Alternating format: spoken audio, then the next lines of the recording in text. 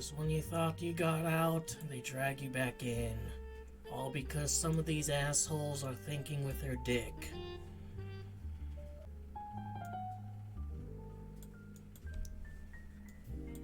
Only one significant person, which I presume is 5Ps.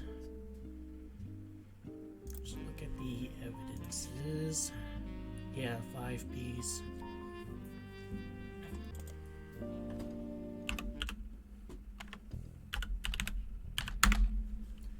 Five Ps, aka Felix Fellows, is a rapper who has found some recent radio play after being publicly confirmed as a long-lost Roottrie and entitled to part of their fortune.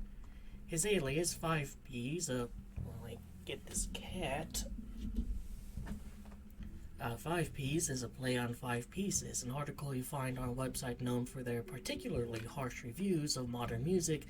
Gives his most recent album, Root of All Evil, 1 star out of 7 for whatever reason, with a headline, "More poser than my action figure collection."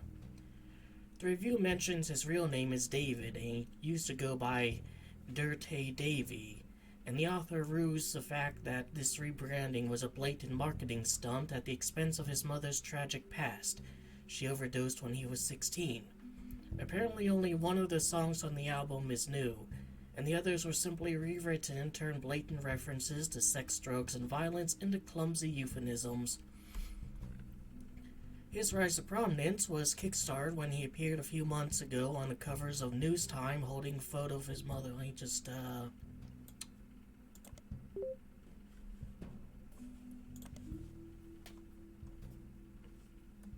That's what you're supposed to do, and something I kind of missed during the first time for most of it. Holding a photo of his mother with Guy Hudson. At first, Roottrees Company denied it vehemently. Miracle Roottrees even appeared on the same magazine a week later. But since then, they backtracked and publicly welcomed him to a family. Their press release at the time stated they had new evidence that confirmed his story. Alright, so Guy Hudson is his dad.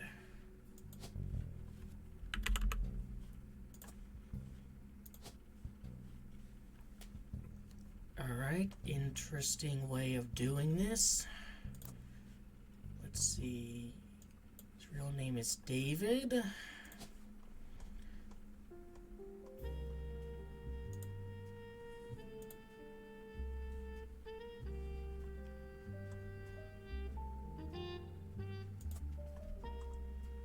And need to figure out his last name. Famously appeared on cover of News Time, kicking out of Roottrie Mania.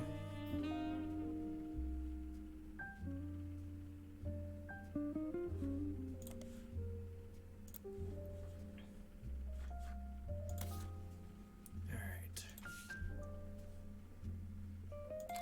Here's 5Ps,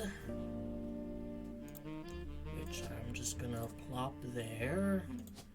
And he is no new jobs. Guess I'll go with a musician then.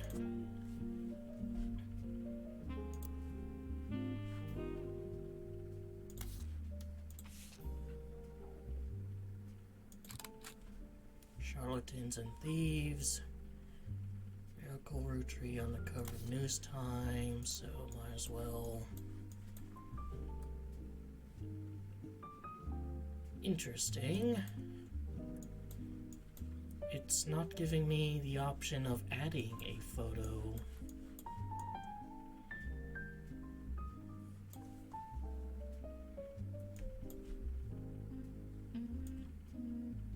So hypothetically, one of these could be Old Miracle, because, like, why would it give us, well, maybe it's a misdirection.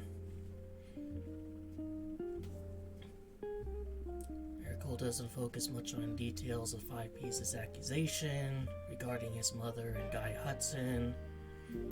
Stay comes across as exhausted at the events having going on behind the scenes.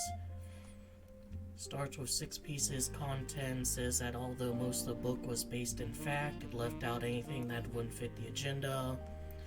Points out Sam's daughter still earns a generous salary from overseeing the farm division.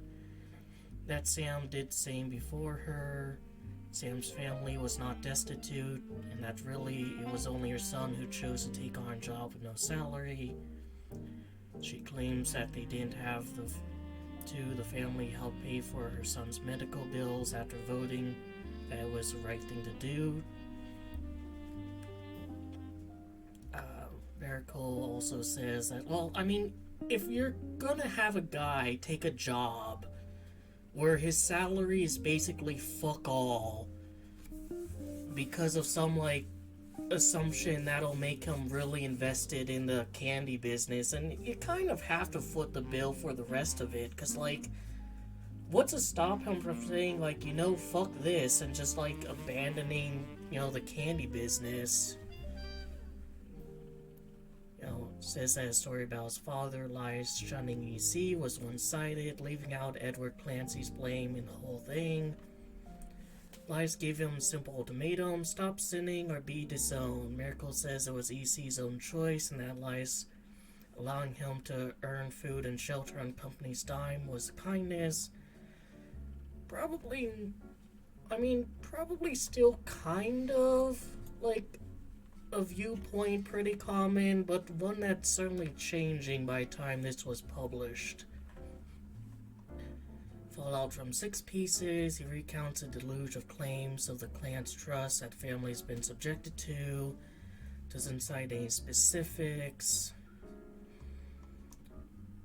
focuses on 5 Ps, calls him a grifter and delinquent, says that he's using their name and products to sell filth to masses. All of the accusations, he says this is the most dangerous because it exposes the world to hatred. He cites 5 Ps' lyrics as violent, sexist, and ungodly. I don't think, a preacher should be concerned about sexism, mate. Read your own fucking book. And praise the boy will repent.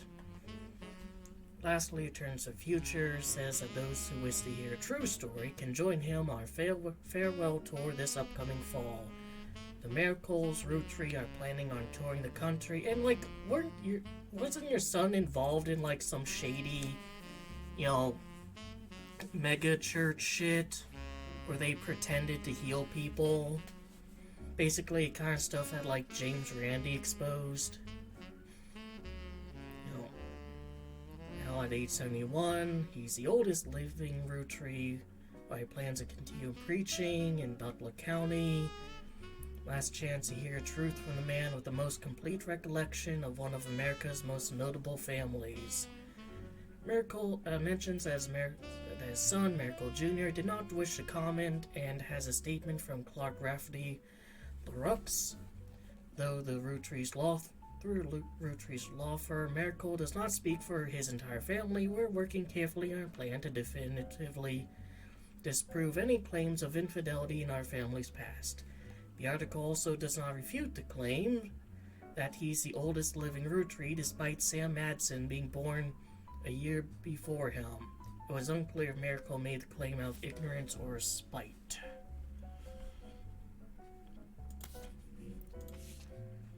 And there's Guy Hudson.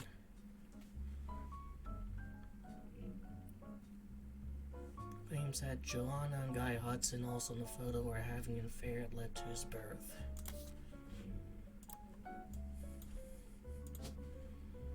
Alright, so Joanna.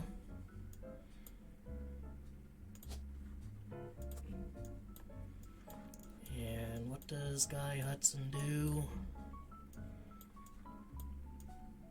He was the 3rd president. It's gonna be the same here, is it? I don't have to really concern myself too much with, oh, well, what was he doing before he was the 3rd president? A.k.a. Felix Fellows. Let's see here. Periodical, Modern Music Monthly.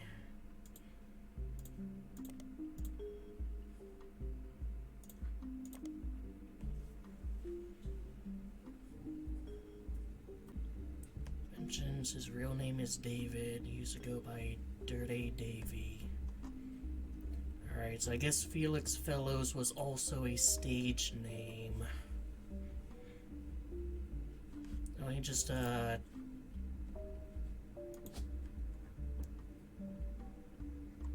I mean, there's Fellows, though. I mean, could be David Fellows.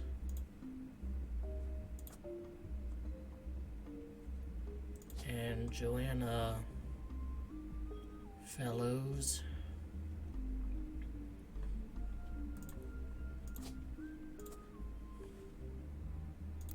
And there's something on our shirt there. Roottrees Family Picnic.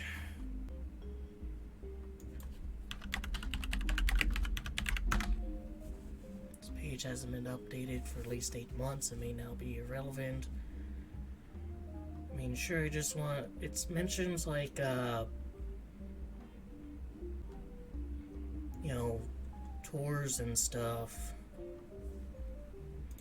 I mean, is that, like...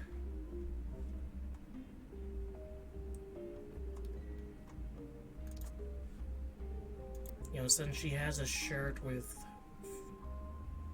Family Picnic, but I do like that, like, this is here. So, like, if I search something up, you know, previously and that doesn't show up, then that means there's new info. Just go by Dirty Davy.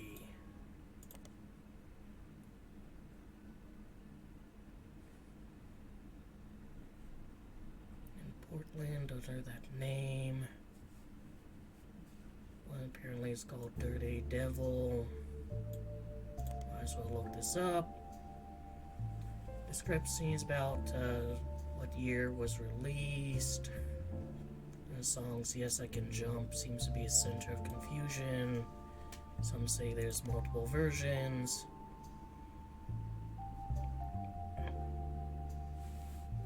Only one that didn't make it onto a studio album that people thought should have. References a popular movie from 1992 called White Man Can't Jump, which, fun fact, Stanley Kubrick was a fan of this movie. Like, you know, the Stanley Kubrick. Caused some confusion. 1992, seeing the movie on his 17th birthday. That would have been 1994. Sounded older in response to questionable lyrics. That time he was just a dumb kid when he released. Another Dirt Poor. 1996. One of the songs Felix Fellows includes someone that would be revealed to be his own distant cousin, Rihanna, and a list of attractive women. Lyrics of one of the songs Heat mentions a few different prominent female actresses, models, and musicians from the 90s and provides a crude pun or line about what Fellows felt about them. When released in 1999, much of the retort was toned down to be less overtly profane. Line referencing Rania was clumsily replaced by Danya, referencing the X-Files.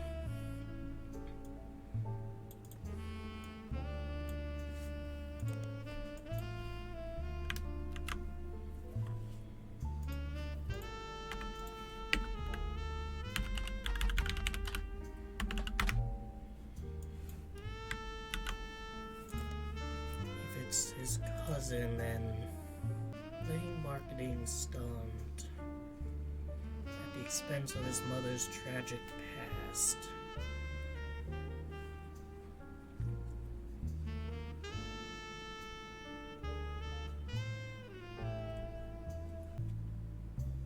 And she had a husband that we just don't know, and it's gonna be more difficult to find out. Where is it? Like, we know, like, wives tend to take their husbands' names. So, this guy, I think, would be a Fellows. And her last name would be something else. I've already seen this one. Alright, I could check the article. Just Felix Fellows, could this rapper be the next Sam Matson? Anything significant about those tattoos, or probably not? This time holding a photo of his mother and Guy Hudson. He insists the father was Guy Hudson. Story is dramatic and sensational, initially dismissed as fake until DNA test proved he was related. Let's see here. Zach Morgan's secretary when he retired, then Guy Hudson's secretary for only 1 or 2 weeks after that before she quit. First few weeks that he was president. His parents divorced when he was 4 after his father learned of the affair. Felix and his mother then moved to Portland, because she was afraid for her and her son's life.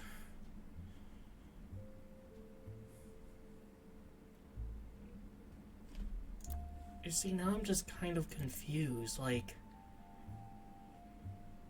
his real name is David.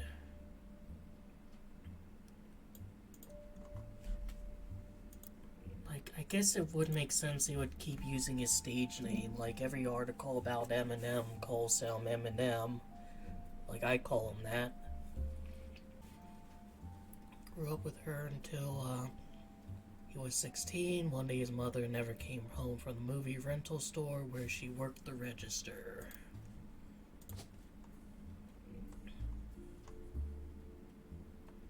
So, retail.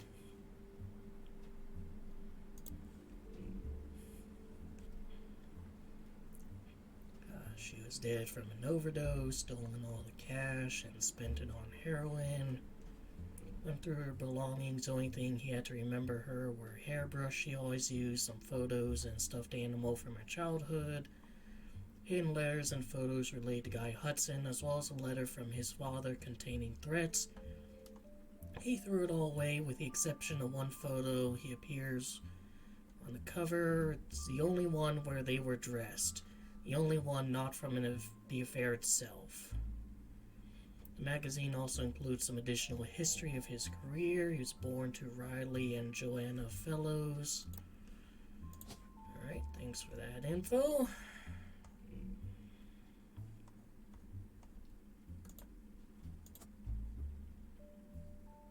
And we know she's Joanna.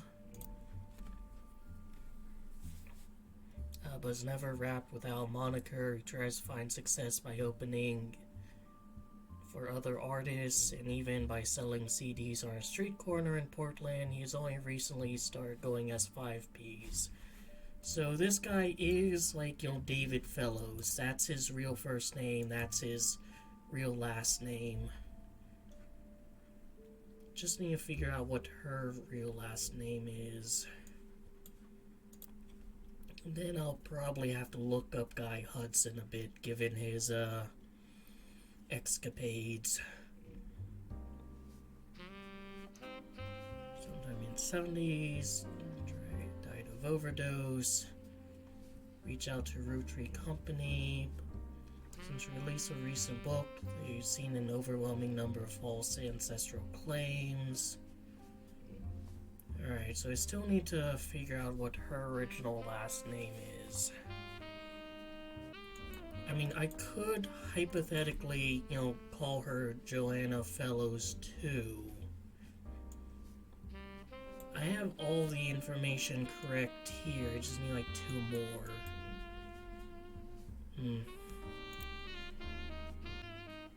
I'm gonna call her, Fellows, just... for sake of it, but I might have to do some more kind of snooping.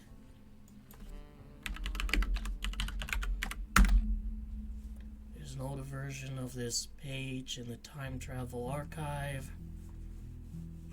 years in the late 70s and 80s, except for mostly it's faded, except for Fancy Flavors debacle, which, if I recall correctly, was a caviar or something fancy like that flavor.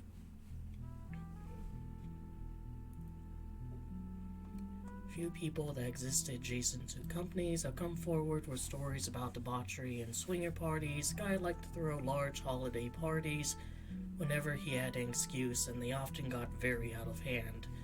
This fact has led some people to speculate that night he died in a car crash, he was drunk or impaired in some way, but the Butler County Police have released multiple statements and ample evidence that proves decisively that was not foul play and no party had taken place. Alright, now if I look up Butler County Police, is that gonna... Alright, no, so no, like, police periodicals or anything to shift through their stuff. Alright, that's an old one. That's an old one. I do really appreciate that, like, they do this, though.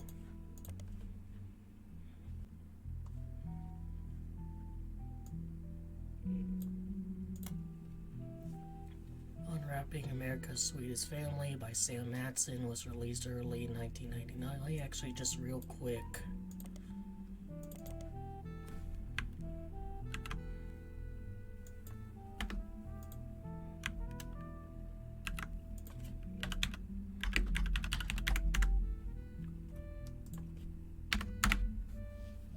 Really? Oh. It was released earlier this year about Elias Roottrees, as well as Sam's father, Edward Clancy Roottrees, and John Miller. You helped verify her story, so much of the book's core contents are familiar to you. That said, she had some sections on her family's secrets and rumors. Much of it didn't matter for the primary purpose of the book. Some of it is new to you and may be important for your new search. These sections have been added to your notes. Figured that'd be a good idea. Reviews are mixed, and its time on the bestsellers list was limited to only 2 months. Most reviews agree the core of the book about Samantha's father and the struggles they faced was compelling, and the takedown of the hypocrisy of Elias Roottrees was deserved. However, many book took umbrage with the timing and the tone of the book, which seems vindictive.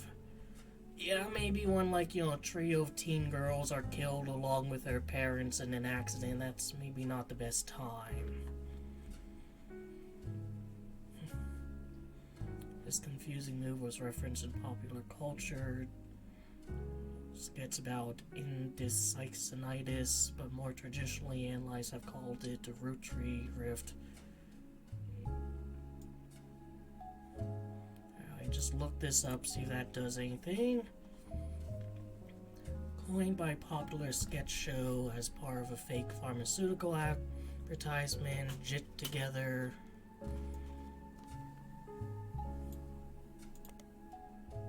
Alright, that doesn't lead to anything. While the segment isn't fully about Roottrees Candy Company, it was released in the weeks after their bizarre response to the release of 6 pieces. In the sketch, a woman ordered a number 5 at a drive-thru speaker. Then, after pulling forward, she changed her mind at the window, asking to switch it to number 3, caused a lengthy backup annoyance among the restaurant's employees and other patrons. After she pulled away, as the employees began helping out other customers, she then barged in a restaurant, past the current line, loudly complaining she didn't receive her number 5. After this, the sketch transitioned from restaurant scene into pharmaceutical commercial. A doctor claims out the woman was suffering from indecisionitis, a disease that causes extreme confusion and irritability, has recently been found to severely hinder the leaders of large corporations, but could spread to humans. Alright, that's kind of funny.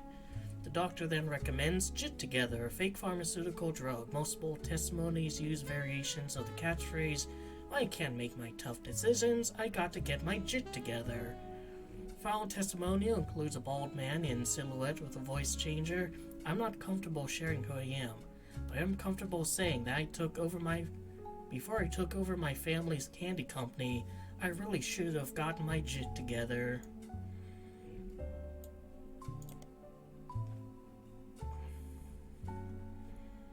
Alright. And then there's Roottrees Rift. The 3 press release from the Roottrees Family Candy Company after release of 6 pieces.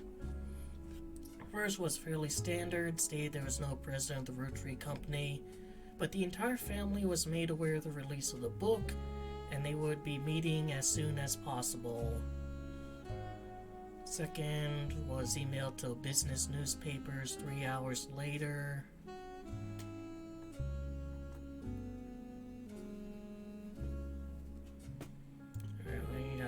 Maybe look this up in Business Watch then.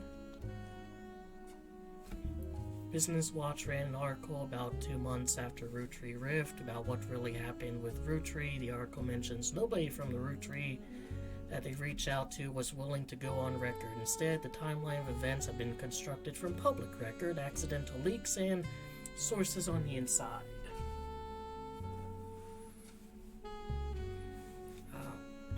The only parts are new to you are the most vague parts, one supposedly confirmed by an anonymous source. Timeline says the family actually held a preliminary vote after Carl Roottrees died, but before the release of 6 pieces, decided they wanted Ron Roottrees to take over because of his experience running R&R Productions and because he was well-known and well-respected Roottrees. So that's a director, not his, shithead of a brother. But Ron seemed way too eager and personally motivated. They were worried he would gut the clan's trust to remove Robbie Roottrees. The family was notoriously unwilling to do so, to do anything that could risk their wealth. They stalled and Ron became frustrated with the delay, so that was RR versus Roottrees. When 6 pieces came out, he saw his chance to force action while the family was in the limelight and released a press release himself in an attempt to get the ball rolling faster. This caused chaos within the family. They tried to save face by allowing Ron to take over as co-president with Clark, but according to Business Watch's source, Ron was impossible to deal with. He seemed like he was unwilling to protect the clan's trust, and they eventually let him go. After that, the role passed solely to Clark, who nobody was excited about, but seemed like the safest choice. I mean, is he though? Is this guy with the multiple divorces due to sleeping with, his wife, girlfriend, whatever, sister? Is that really the guy you want to be in charge of the company when you already have this huge cheating scandal? Oh, yep, there's, that guy. Sam's book has a few different passages about her own history. Most of the relevant rumors coincide with the reign of Guy Hudson, who took over as president in 1978. Sam was very much not a fan of Guy, and according to 6 pieces, it was an open secret within the family that Guy was very much not a fan of remaining faithful to his wife, Patricia. Many of the hires at the time were young single women, and Guy often spent a lavish amount of money on private parties. This was 20 years ago, and Sam warns that most of his hearsay you'll find following information may be relevant. One of Sam's farm supervisors was named Elizabeth. Elizabeth had a daughter who Sam never met, but who worked as one of Guy's secretaries. According to Elizabeth, a caterer from a local restaurant called Antoni Liz met her daughter at one of Guy's parties, and they eloped quickly due to pregnancy. Elizabeth wasn't aware that the party was for swingers. Rumor has it that her daughter showed up with Guy and didn't seem comfortable switching partners. His main positive contribution to the company involved expanding markets previously untapped. However, when he went on trips overseas, they were often for weeks at a time, and was known for spending more time and money on unofficial business than meeting with distributors and manufacturers. It was said they bribed at least one politician to open a factory in Brazil. That speculates that Elias may have also cheated on Gwyneth. Gwyneth was always much kinder to Sam than Elias was, and was first to invite Sam to family events.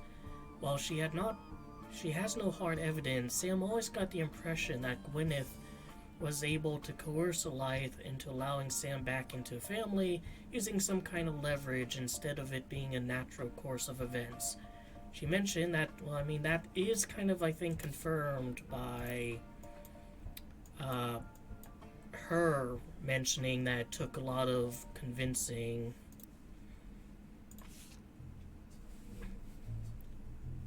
Natural course of events. She mentioned that Elias and Gwyneth were known to loudly argue, sometimes about another woman. Sam always says her son Ernie once asked her, "Who's Beth?" because he overheard them yelling about someone with that name. As far as Sam knows, Elias once had a secretary named Elizabeth, a different Elizabeth than the supervisor from the farm, but she never met her. Alright, let's see. If you look up here, large number of Antonelli's restaurants, not because it's a chain, just because it seems to be a common name in Italian restaurants. You may need to use a more local research if you're looking for a specific one. Alright, Butler County. Antonelli's is an Italian restaurant, has been part of Butler County times twice. Most recent time was when closed in 1992. The owner, Rochelle Zimmer, sold the land the building was on, and at the time of the article, she was unsure if the restaurant would move to a new location or if she would retire. Many years before that, there was a puff piece from Valentine's Day 1978 that asked the recently married residents of Butler County how they met. Christine Garland responded she and her husband Steve, who was chef at Antonelli's, met years ago when she delivered produce from her mother's farm. Steve used to work extra hours just to be there during her deliveries. They grew apart when the restaurant switched suppliers. She had a kid. They're both working as much as they can. She's a secretary but went back to delivering produce on the weekends, trying to save up, move the Boston to own her own. Alright,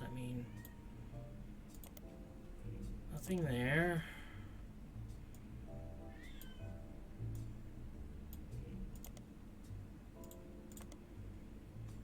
And that just mentions that.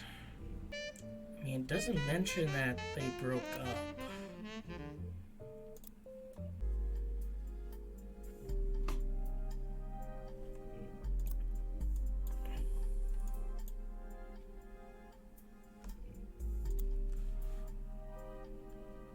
Alright, Steve Garland. I'm gonna assume this is that.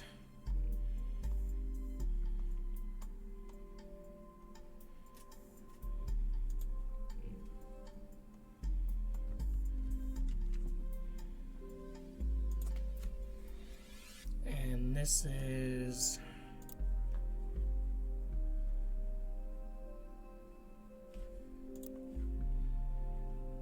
Christine.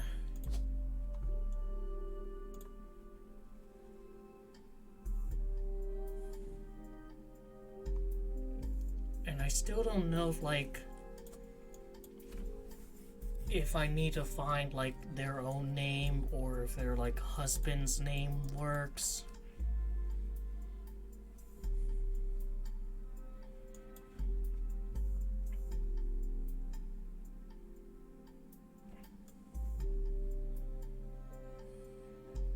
Either that, or is it no, I don't think it could be this is Elizabeth and then this is Christine.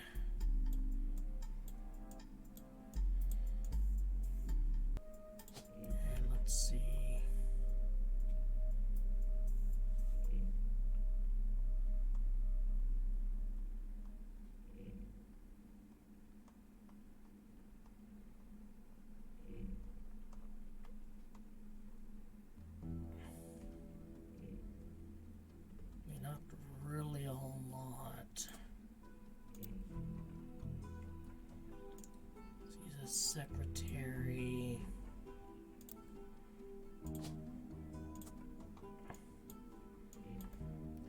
just get a photo.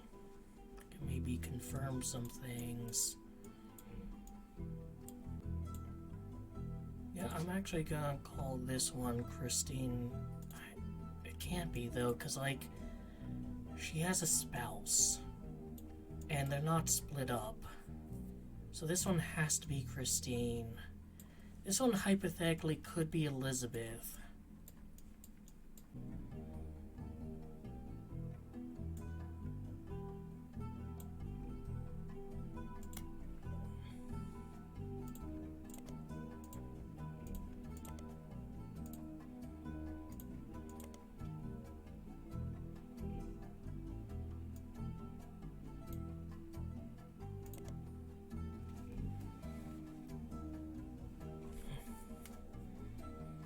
There's a 5-piece saga, an underlying through line to how pop culture treated Roottrees mania was an excuse for everyday people claiming they were also Roottrees. You could fill your own name to find out if you were a secret Roottries. When you submit your name, it simply said no with an image of Clark Rafferty Rooks giving you a finger.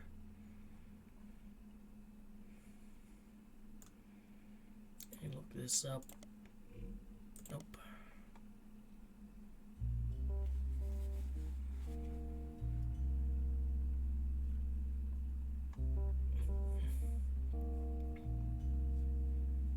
That's only a few weeks.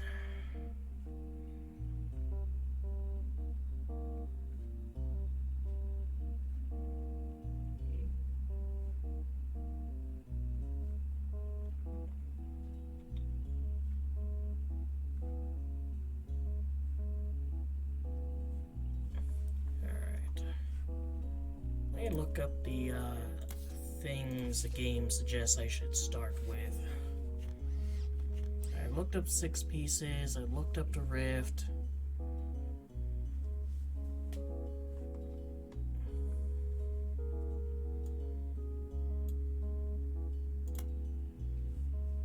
You're president of the Roottrees Corporation. This does not include Root, which appears to have its own leadership. Early March 1999, it was announced that both Clark Rafferty Rooks and Ron Roottries would be taking over for what's essentially described as a transitional period. Now, who's Clark Rafferty Rooks?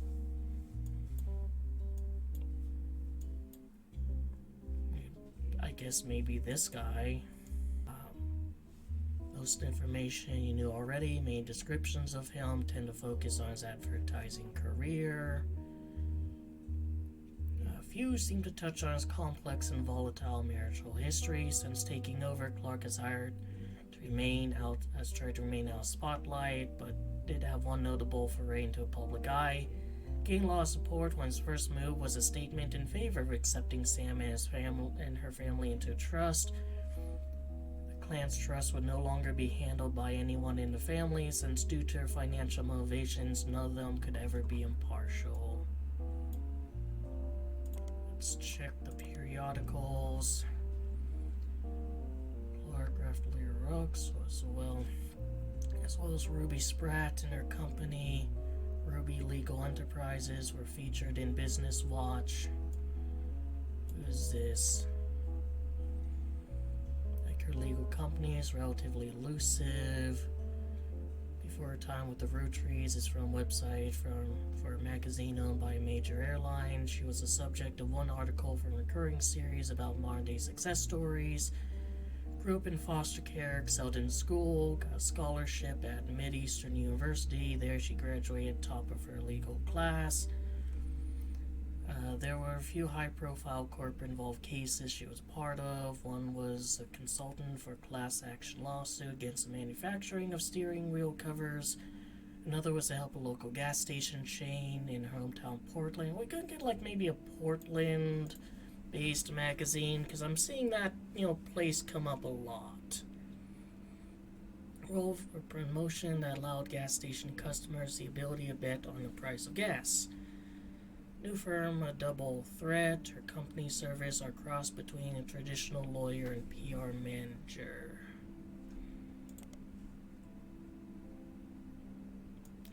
Ruby Legal Enterprises. Name of the law firm has been hired by a Roottrees candy company. You can't find much about the company before this year. After a fiasco of 6 pieces and a revelation that the Roottrees internal law group was complicit in such a cover-up, they hired an outside counsel. They are recently in news due to a high-profile lawsuit they raised against Cicely Sanchez. Cicely Sanchez, an author best known for her Portrait of a Changed Man. Her follow-up to Foreign Gospel did not perform as well critically, but sold quite respectably. She's written more books since then, including one on Van Gogh. According to site about authors, Cicely is known for her nonfiction focus on exploring darkness in the human psyche. She appeared in a magazine called Pictory.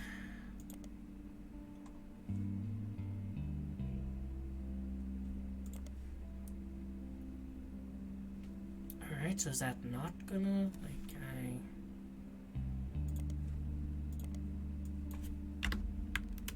I have to do it this way?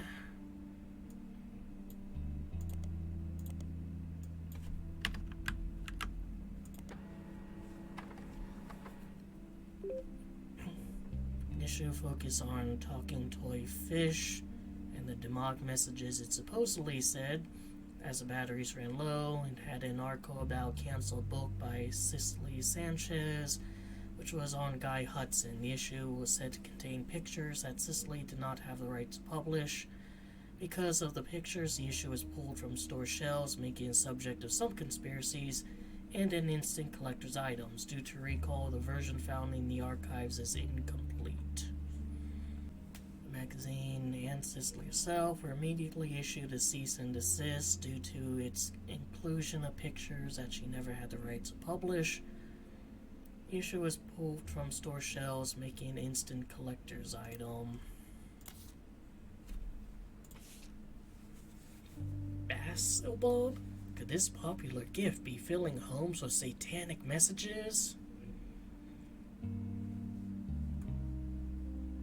It seems they used photos of Guy that Cicely did not own the rights to. Magazine is pulled from shelves. Relevant pages removed, rendering the magazine useless unless you want to read about potentially demonic.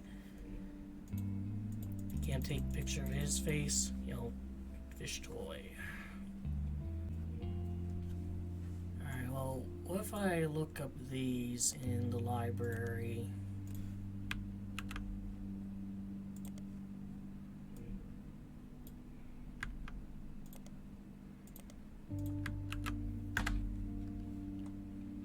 Of a man from the Catholic Church who claims he was told by God that he should travel to Thailand and begin to preach, or Thailand specifically, with a goal to convert 10,000 people. He returned to the U.S. after just 2 years, claiming to have succeeded. This book tells his vision of the story, but the author also traveled to Thailand to investigate these claims and talk with some of the so-called converted. What if everything you stand for, everything you know to be true today could disappear in an instant? All of your politics, relationships gone in a blink of an eye. Would you still be you? Powerful true story about a man who woke up after being saved from drowning in his backyard pool and became an entirely different person, including interviews from those that knew him best before, as well as a one-on-one chat that paints an entirely different picture. Alright, so not really relevant. Back to here. Seems that Ruby actually approached Roottrees sometime in late March after the Roottrees rift. And accomplished by relatively low-profile lawyer, she offered to work for very little money so long as she could be a public face to build her reputation. Family quickly jumped on this chance. After looking over Clan's trust more carefully than anyone had in years, Ruby came to the conclusion that Clancy Edward Roottrees' implementation was not legally sound, and that there would be constant legal challenges without some modifications. The family decided to put her in charge of trust, both legally and as a public face, to prevent further issues. First move as a sore trial run before she was even hired permanently was to help them draft a public statement accepting Sam into family and declaring they begin to address the clan's trust. This went quite well, and they officially hired her in April. So has anything about this changed? Yes.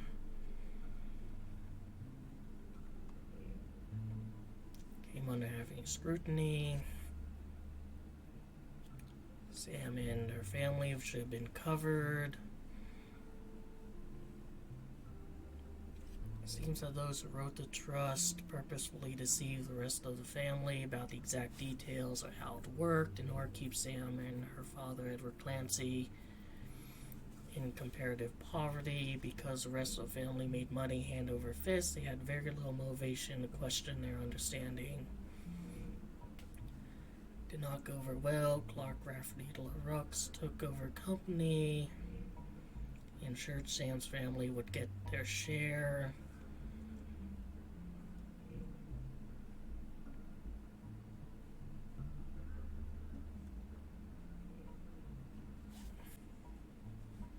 Alright, I think there's one more evidence to look up.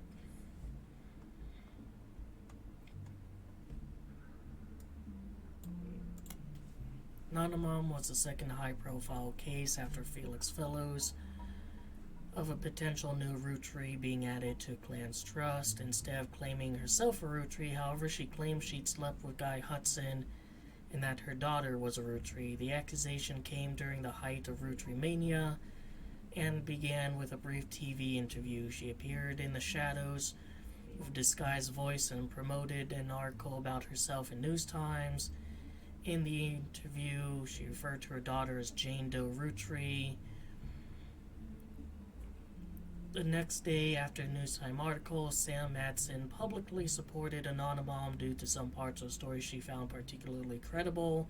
With the momentum from Sam's endorsement, she went on media blitz. Ultimately, this backfired as more details came out. People became skeptical of her story due to extreme similarity with 5Ps.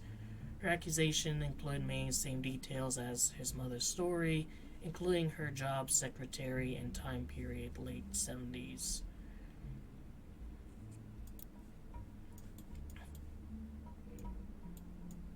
Oh, that's like her old job. She started working retail afterwards.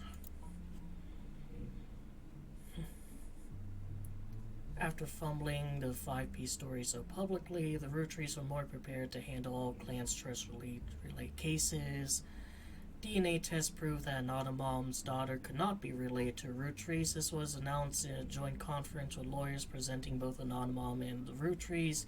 Each party ensured their respective clients provide accurate samples. Immediately after negative results were released, many of those who had already been skeptical felt vindicated. Others who built up hope that history repeats itself after 5Ps felt duped. Many people suspected the whole affair had been a hoax to gain fame and money. Many demanded she be held accountable, tried to track down her identity. Pressure put out a second statement as far as to say, though it was scientifically proven that Jane Doe Rootree is not a Rootree, this doesn't mean that her mother and Guy Hudson were not involved in an affair. She had every right to make her claim, as it has been verified that her stories about Guy Hudson were not exaggerations. Please leave their family alone. Alright, so is she gonna be here? Or is the fact that the infidelity is what led to the child being born, many people claim high profile anticlimax was the beginning of the end of Rootree mania. Sense of fun was shared, fascinations about secret Roottrees. Others think that like any fad, it just ran its course naturally. Jane Doe Rootree has already been eliminated as a potential new Rootree by companies' lawyers or ones verifying your work. Anonymom's affair does not appear on your updated tree. Alright. Let's look up the article anyways. Appeared to uncover holding your daughter Jane Doe Rootree, first and only mention of the phrase Anonymom came a week after for featuring her.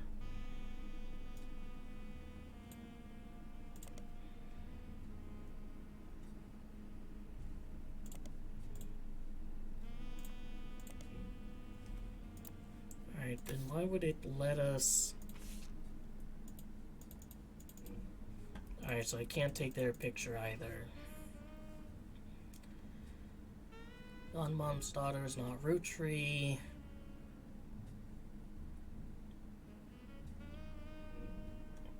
Anonymous woman appeared on cover News Times shortly after 5Ps. Her previous cover, she holds up a photo of her daughter. Unlike 5Ps, she wished to remain anonymous, and both photos were obscured. The anonymous woman claimed to have an affair with Guy Hudson while she was working as secretary. She and other women were hired at the same time during transition period. While many secretaries had their work done, Zach Morton were already gone. She says that she and the other woman were both underqualified and neither had typewriter experience. Guy had his own requirements for hiring women. It's kind of interesting how, like, in this part, it tends to be very male-centric, since that's, like, where the names come from, and I guess just by virtue of, you know, biology doing its thing, most of the people are male. But this one, it's very woman-centric, very female-centric. Alright, parties featuring much more alcohol and substances. Guy didn't seem fazed, and they came to an arrangement. He paid her a significant amount of hush money on a recurring basis on their table. She used it to move away and start a new life with her daughter. When he died, the money stopped coming, and she assumed things had run their course. She went back to the department store, hoped that nobody would ever look too closely at how she paid for her house. Told everyone that her father's daughter walked out one day and never came back. She realized that she wasn't the only one this happened to. While she never worked at the Roottrees company, at the same time as 5P's mother, Joanna, their stories seemed eerily similar, and she knew Felix was telling the truth right away. The article presents no tangible evidence of the anonymous woman's time at Roottrees. All the payments were allegedly in cash. Two the other women hired at the same time who also remained anonymous. They successfully fact-checked the timeline of both women, confirmed the existence of the infamous after-parties. Published.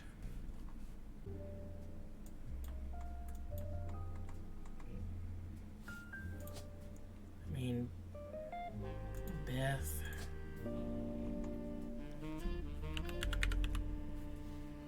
and Elias...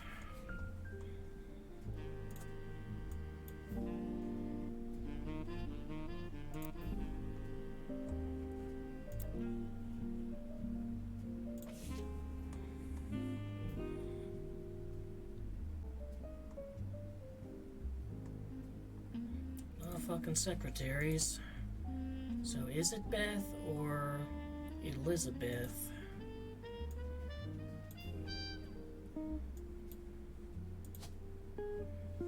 It has to be a new picture, and so curious that this guy is there.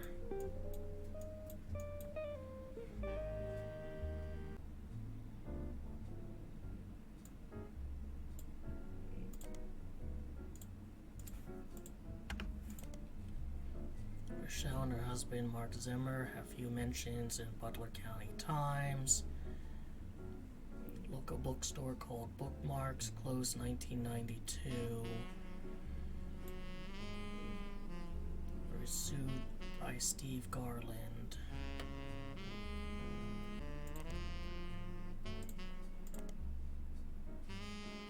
Many times, all of them were in form of advertisements. None of it seems relevant to your search, though Lauren Roottrees did do a signing in 1970. Steve Garland, let's look him up in periodicals. First was an article about how he met his wife, Christine, when he worked at Anthony's. Second is from months later, in September 1978, listing for his weekend cooking classes, Gourmet for the Groovy. The blurb mentions that he's been giving lessons from his home kitchen for last month, so that he can keep an eye on his son. Third was from 1991, titled Local Author Sued by Former Butler County Resident. It seems that local author by name of Mark Zimmer was sued by Garland after Garland saw Zimmer promoting his book Kitchen Tales on television. His recipe book was partially plagiarized from recipes that Steve Garland would give his students during his cooking lessons before he moved. The article mentions although recipes are hard to copyright, Garland accompanied each recipe with a short fiction about how he learned it. These usually doubled as a way to remember certain ingredients. His bean salad, for example, involved making a trade with a gnome for some magic beans. Apparently, the stories were found word for word in Zimmer's cookbook, and additional stories that followed it. So,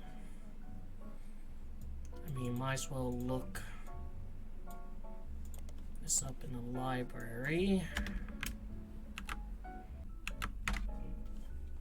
I'll print, release as Garnishing the Truth.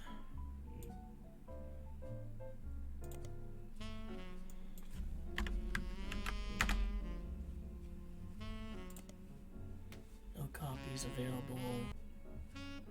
Why does that not show up?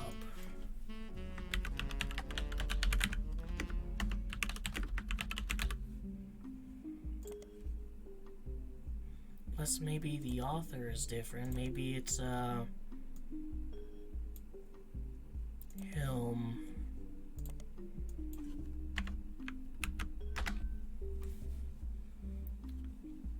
The introduction of this book is a series of acknowledgments from Steve. The first is, Christine, thank you for everything. Your support means the world to me. You're the apple of my pie. Do I have... yeah, I do. Seconds to James and Robert, you're becoming amazing men and incredible chefs. I guess I'm a good teacher. So 2 kids. So it is here. There's a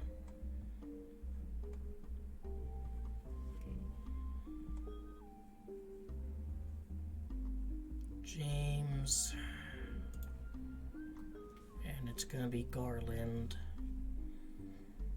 All I can think about is fucking Merrick Garland and what a spineless piece of shit he was. Fucking spineless cunt. And Robert. You're becoming amazing men, incredible chefs. I guess I'm a good teacher. Finalist of Mark Zimmer. You prove my storytelling approach to recipes could be popular. Without you, this book couldn't exist. There's also a foreword by Mark Zimmer. I first met Steve in 1978 when he taught a cooking class. Next was over a decade later when he's suing me for stealing his recipes yesterday. So you might wonder what I'm doing in this introduction. Well, it turns out Steve and I had more in common than we thought. Instead of settling in court, we settled at McCarran's brew house over a game of darts. They said they'd give us the first drink of the night free for an entire year for mentioning them. By the end of the game, he and I agreed we'd both rather make a ton of money together than spend a ton of money on lawyers. It's pretty rare to meet your best friend so late in life, but when I decided to retire and move to Boston, alright, can we get like a periodical for Boston and Butler or something? Please buy our book. We need more money for when the free beer runs out and bookstores could possibly use for a sale. Just for, shits and giggles, I guess. They have a website. Apparently, bars been around for a long time. On the site, lists famous people who've had a drink there, including former President of the United States, now the Roottrees Company, Kennedy. There's also a few listings. You probably could just said, former President, like Kennedy, and that would be pretty obvious who it's talking about. There's not a lot of President Kennedys out there. Books mentioned, as well as how it came up. One of them is Garnishing Truth, which site has to say about local and regular Stevie G wrote a book about food. We prefer cocktails, but he gave us a shout out, and we ain't gonna say no to free press. So go grab a bite at his kid's joint Fried Eye, and then swing by to meet him for a drink. Fried Eye is a popular restaurant in Boston. They don't have a website, but many locals seem to mention them in various places. One more in-depth review explains it's not a full restaurant, just a front door and a very small interior with a window. Usually they only serve vegetables, but a lot of reviews say in spite of that it's delicious. Find a short story about listed on a website called My Boston Homepage. Is this finally like... They claim things on scale from Wicked Awful to Wicked Wicked. Most recent to receive a Wicked Awful was an antique store called Bay's Things. Apparently owner Beatrice is not very friendly. And most recent is a comic book store in Cambridge called the Million Year Picnic. Nothing besides Fried Eye seems to be connected to your search in any way. Tell personal anecdotes. As they say about Friday, wicked overrated. I saw it in Chef's Signature, so I went there and there was a huge line and they didn't have a single meat dish. What's even the point?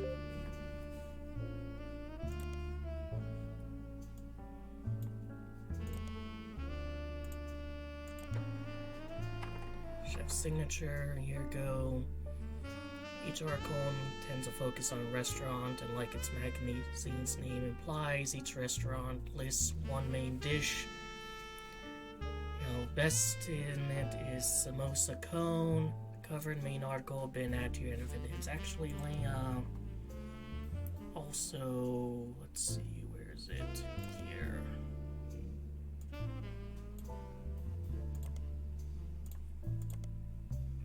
Only one that's ever been featured in Chef's Signature called Antonelli's Attic, and their dessert restaurant that serves a variety of dishes meant to evoke a neglected part of the house.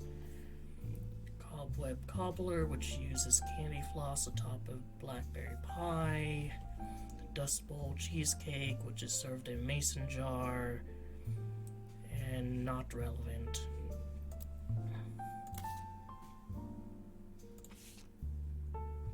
Can a vegetarian diet be trendy?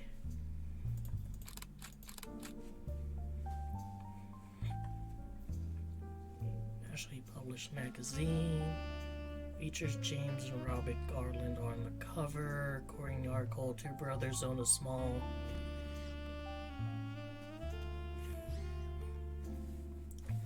walk-up window. Most of the offerings are heavily inspired by powerful spices found in Thai and Indian food. Let's see.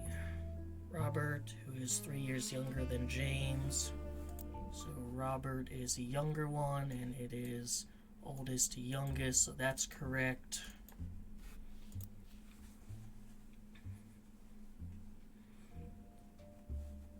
Wears Sous-Chef jacket his whole life, he doesn't mind. Alright, so this is Robert. So I'm gonna clock him in.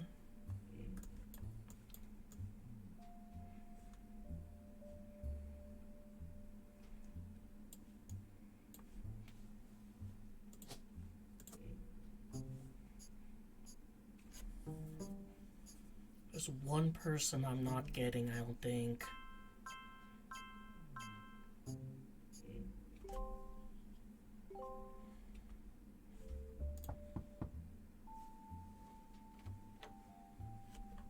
Has Clark reached out to you? Well, let me give you a short history lesson about the last few months of my life. 3 different people contacted me, claiming that somewhere in their history, they might be Roottrees. First, that young man, the rapper. I ignored that one. He seemed dubious. But then I saw the news. Can you tell me what that rapper's mother's last name is, please? I felt terrible. So I began Her helping maiden the others. ones. Because my doubts with Felix were so misfounded, I ended up putting too much faith in the second person that approached me. I went to the media prematurely. I admit my mistake there. Alright, that's But anonymous. the third person who contacted me also had a credible case. Before I could help, the company got to them somehow. The fact that the family silenced them doesn't seem to fill me with hope when it comes to Clark's intentions. But you're making progress based on the leads he gave you. It's really hard for me to get a read on him. I'll let you handle it. I've sent you the case I've been working on, and some company records I managed to track down.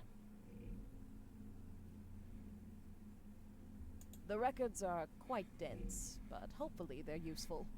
Good luck.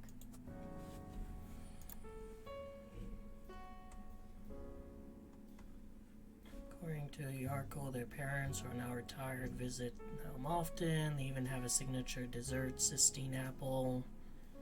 Apple pie has always been my mom's favorite. My dad always had this stupid line he used to make her laugh involving apple pie. Most people realize it's a Sistine Chapel pun and assume that's all there is to it, but it's actually secretly named after them, sort of.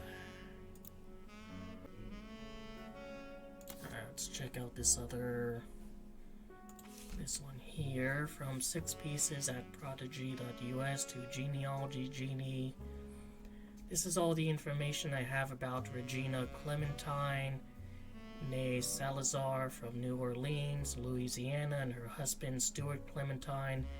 She wrote to me about a month ago. Apparently the Roottrees lawyers went after her since then. By the time I received her letters and called her, she told me she couldn't cooperate anymore. Her husband, who is a police officer and never knew his father, told her he thought he might be a Roottries. But he's estranged from his family and didn't want to pursue it because he had no proof. She wrote to me behind his back. Normally I wouldn't be so sure, but she had some pretty credible facts. Some of it I've been able to confirm. Stuart's mother was named Mary Beth Clementine. She was pretty well known in the 30s and to 50s, a singer who went on tour to a lot of churches. You can look her up online. And she was a pretty big proponent of adoption. I know for a fact that she came to Butler County a few times. And Regina said that Stuart told her that they always seem to spend a lot of time at the Miracle Church. She sent me a photo to prove that she's who she says she is. I've attached it to email.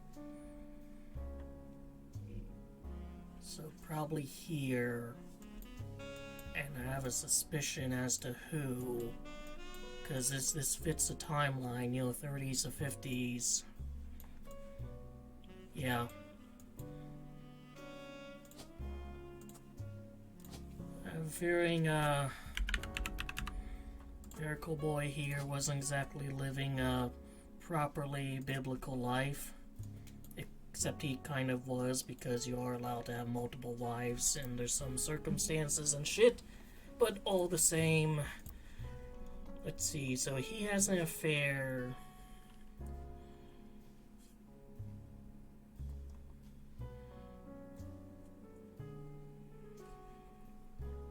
And produces a Stuart Clementine. So this guy, if nothing else, is a Clementine, and he would thus be Clementine. Regina Clementine. He is married to...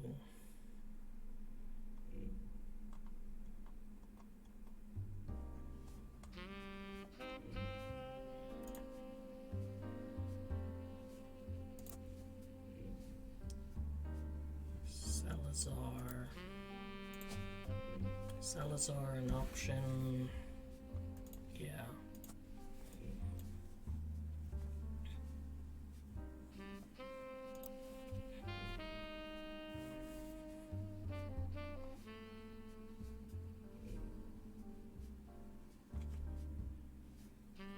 Estranged from his family, didn't want to pursue it because he had no proof.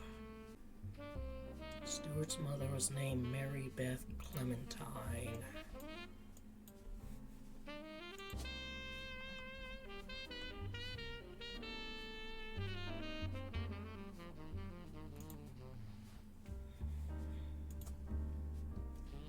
And she was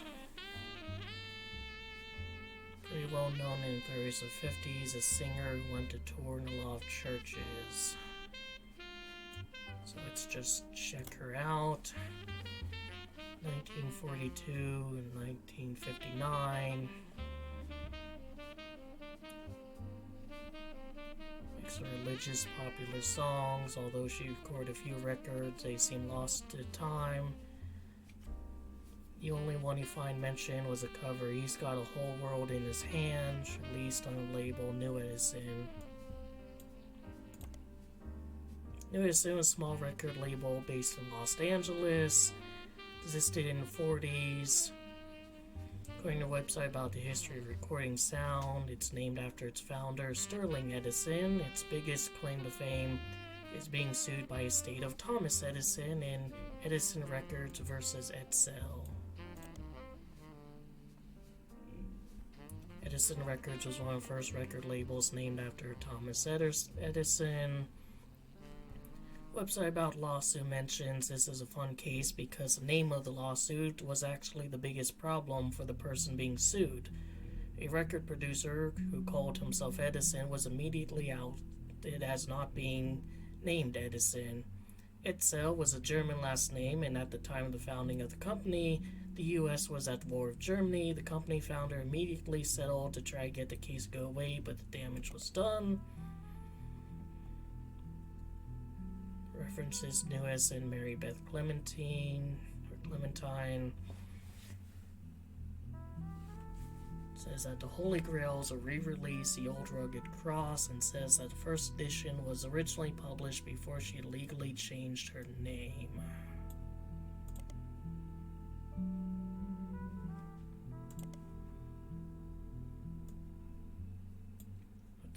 Maybe it's in one of the periodicals.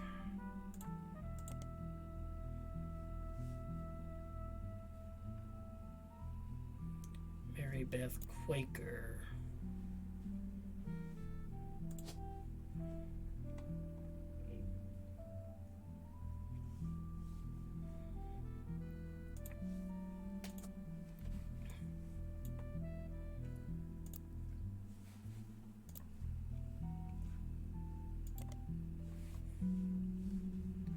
Another site claims that the police had to be called on New Edison Records after its owner, Sterling Edison, got into a physical altercation in public, leading to divorce. There's no site sources. It's all user submitted.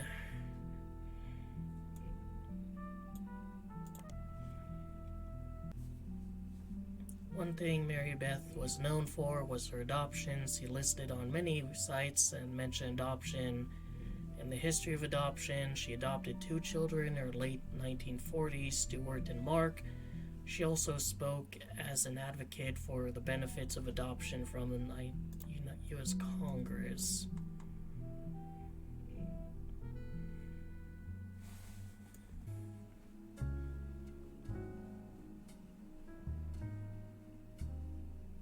She was specifically there to detail her experience going through Stuart's system to adopt Stuart. Her other son was adopted later, and according to Single Line, on one adoption site under unusual circumstances. Resurfaced that she's been twice divorced, both times to her manager Sterling.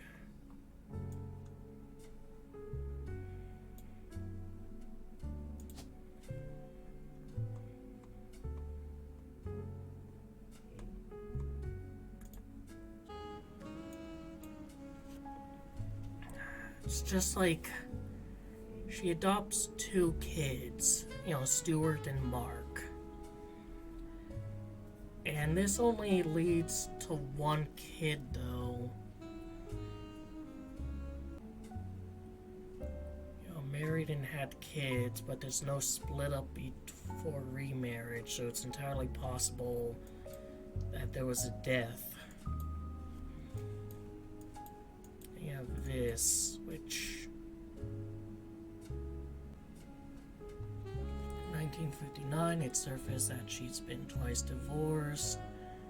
This ended her career with a religious audience she's been catering to, and mostly faded in obscurity. She passed away at the age of 76 due to stroke. Let's look maybe at periodicals. Play religious hymns at the Miracle Congregation. She's mentioned 2 times through, though the first visit from 1949 was significantly more substantial. So I do think it's that one. Miracle Congregation welcomes Mary Beth Clementine with open arms. The article mentions that the church's leader was moved when he heard her recording of one of his favorite hymns, His Eyes Is on the Sparrow, and reached out to her personally. His Eyes on a Sparrow holds a very special His Eyes on a Sparrow holds very special meaning to me. As you know, I've had a very difficult upbringing, and it's no secret that my own eyes have always been the source of struggle. The song is about overcoming sadness and hardship through Jesus. If God can find a way to watch over every sparrow, he can certainly watch over those made in his image. My family's fortune does me no good. As a man of the Lord, it's much better spent spreading his word. And I felt kinship with Mary Beth ever since I heard her voice. When I learned her personal story, I knew I had to help her in whatever way I could. The Bible's full of adoptions from Moses to Esther. Spending your life taking care of those helpless to help themselves is incredibly noble. She and her son are welcome to stay in our guest home. Her son, so she already had one. A few years later, 1953.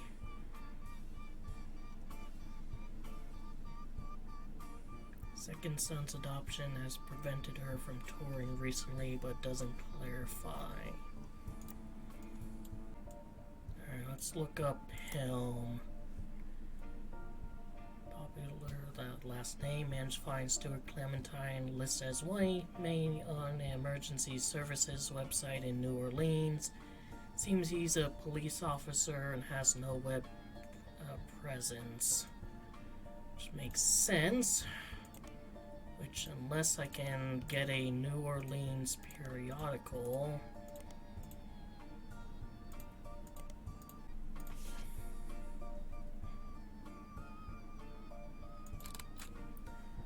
by Sam Madsen, a woman named Regina Clementine came to her and claimed that her husband had confessed he thinks he's a Roottrees.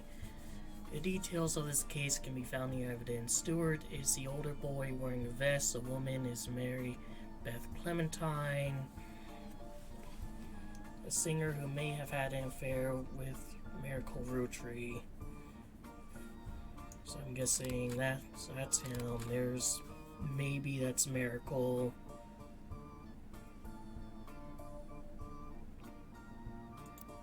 Maybe that is, or is there...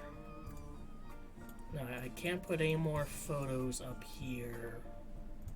Except for Clark, I guess, and this guy. Although that might be because they're not involved in the affairs, but I don't know. I mean, this guy's definitely, like, gonna be involved by virtue of being, like, the head of the company now.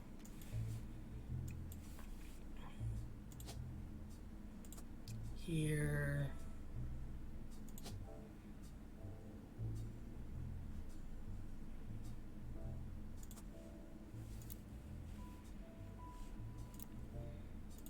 need to put in his name.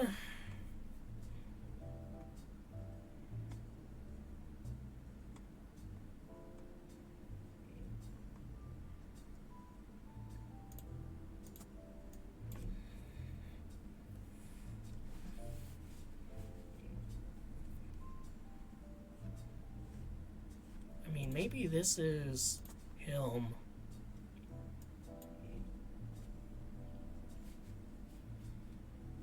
Because I can't do any more pictures of Miracle here.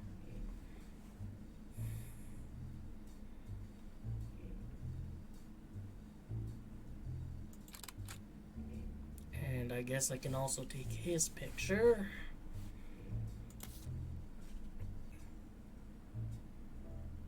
And the rest is here.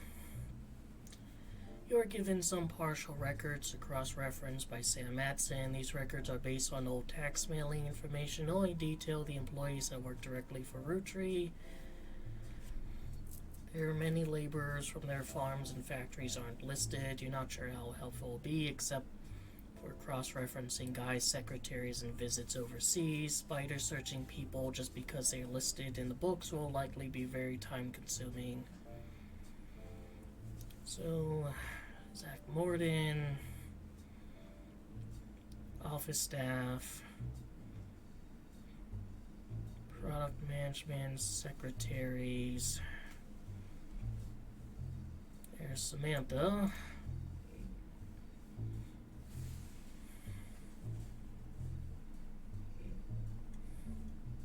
Alright, so secretaries.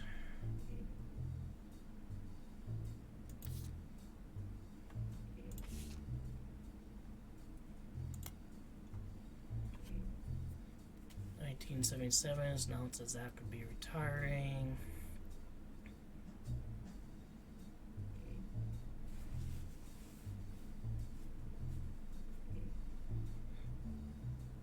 $1976, Christine was hired.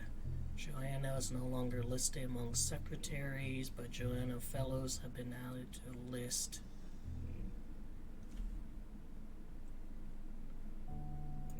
So that's her last name. It's Robertson.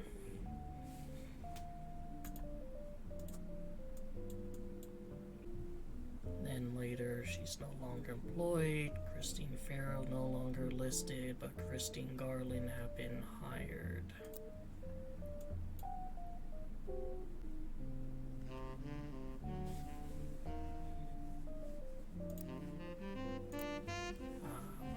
Farrow.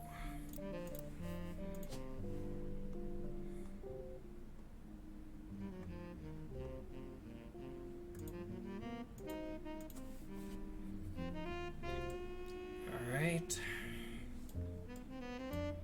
So if I can get her picture, I'm pretty sure I can determine like if this is right and this is right. So why don't I just spider search her anyways? Maybe see if she shows up in anything local. Let's see, John Miller's no longer employed. Gwyneth Madsen was hired.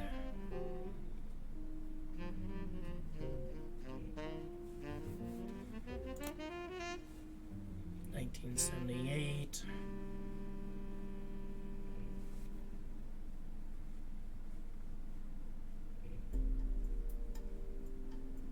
Albert Cross and Fed Cross no longer employed.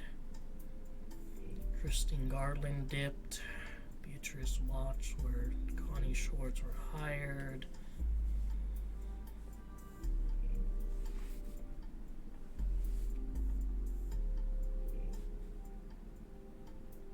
Yeah, and there's Elizabeth Farrow. And she was like, you know, a farmhand. Like she was gathering ingredients. Because she was gathering them for her husband's, like, place.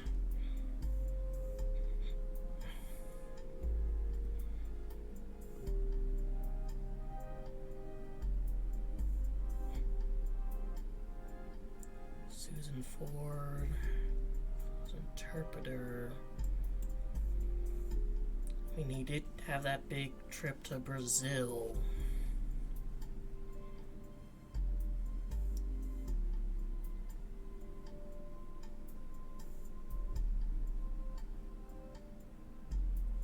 Brazil.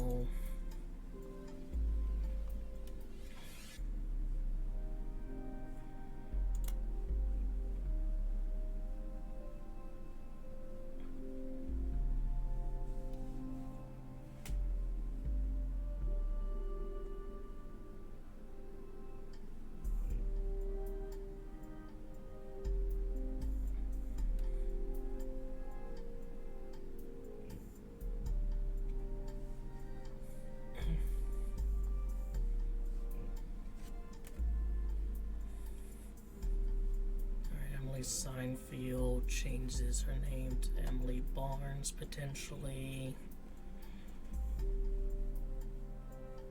Gwyneth Madsen is no longer listed, but Gwyneth Paltrow, which is,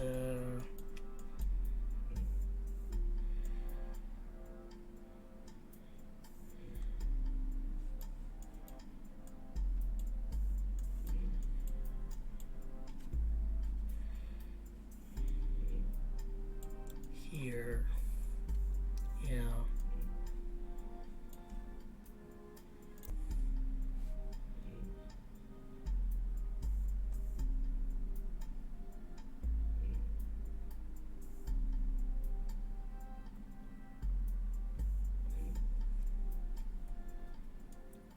What's this? Grandorf School for the Deaf, formerly Grandorf Dove, is located about an hour away from the Roottrees offices. It used to be in Butler County, but serves much of that part of Pennsylvania nearby Ohio. 1923-1990, because Grandorf was the last name of the founder, and Dove is a Danish word for deaf. The founder had issues with government translators, leading to an odd transcription issue. It was renamed to better represent the school's purpose and correct the embarrassing lack of effort and awareness demonstrated by government officials. You can scan through all biographies and find the principal, Miss Ford, is fluent in 5 languages, including ASL. She's been working at school for over 15 years. She also mentioned she's not deaf herself, but rather learned sign language to communicate with the deaf. She's responsible for securing funding for the Hudson Wing. Hudson Wing was an extension to the Grandorf Dove. First built in 1982, it's a separate, much smaller building, half a block from the main campus, and operates as a smaller independent school. They got their name after the president of the Roottrees Company generously donated $250,000 towards construction of the building. Mentions the donation came at the insistence of an employee of Roottrees at the time, and mentions that she learned ASL from the main school before Hudson Wing even existed to surprise her future husband, who was deaf. After realizing how useful a service like this could be, she convinced Roottrees management to invest in a school. Hudson Wing opened, and she became first teacher at the new campus. At first, it only operated on weekends, but since then, it's had afternoon classes on some weekdays.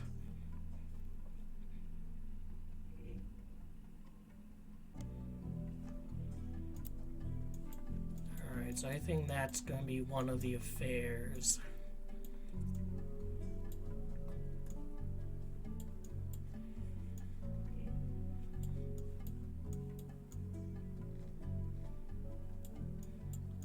Could be here, actually.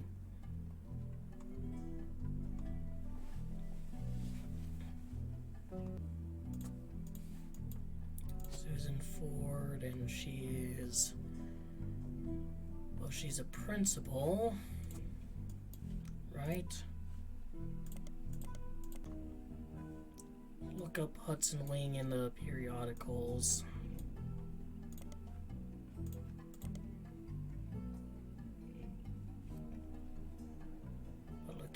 Times archives include what seems to be an endless list of snow cancellations. You almost miraculously discovered one useful article. Grandorf Dove was the center of a crime article in 1982. Seems someone defaced the school and vehicle outside a brand new Hudson Wing of the school. There were multiple broken windows, and one of the teacher's car was painted with profanities and accusations of infidelity. A few weeks later, a follow-up article provides more details as one arrests Thomas Hughes, who was coincidentally a former student at the school. Apparently, his instruction came weeks after he married the school's newest teacher, Mrs. Hughes. She was not a teacher when he went. He graduated a few years earlier. According to reporters' investigations, Mr. Hughes was convinced that he was not the father of Mr. Hughes' current pregnancy. He was released on bail, and the school has agreed not to press criminal charges. After, payment, they began the divorce proceedings. Alright, so this would be a later one. This would be like, maybe here. Because, was convinced that he was not the father of Mrs. Hughes' current pregnancy. I mean, that kind of implies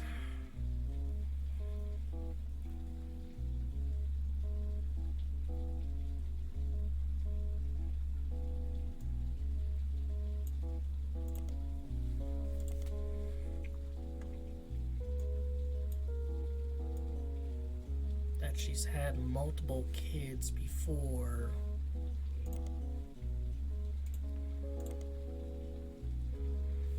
And just brings up this. So it could also be this one.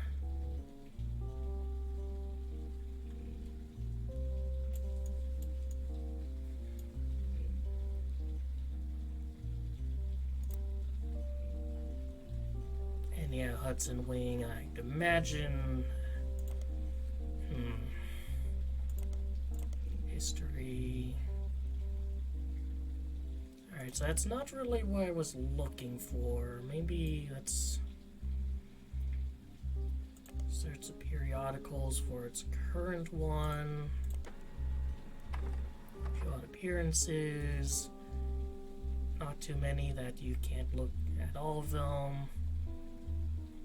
Local students provide key evidence in scientific study. The article from March of this year mentions that Ford sisters who attended public school in Butler County are one of only a handful of identical twins in the world who suffer from different genetic issues. One of them has asthma and the other has a deadly allergy to peanuts. Their mother, a Mrs. Susie Ford, who was principal at the nearby Grand Ford School for Deaf, was originally contacted by the researchers looking to identify if they were any sets of twins where one was born deaf and the other was not. While she didn't have any twins attending her school, she asked if her daughters, Melissa and Heather, could be useful. It turns out they were. She says they couldn't be more different. My youngest, we all call her that, even though it's only about 15 minutes. She sighed, but essentially stopped running from the moment she learned to scamper. Asthma has kept her sister off the soccer field, but she's the definition of extrovert, and even performed in a local production of Is There Life After High School later this year. This article included pictures of the girls. And this was 1999.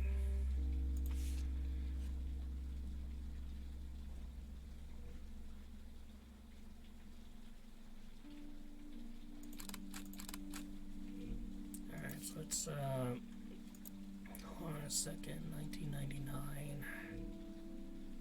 So that's currently, so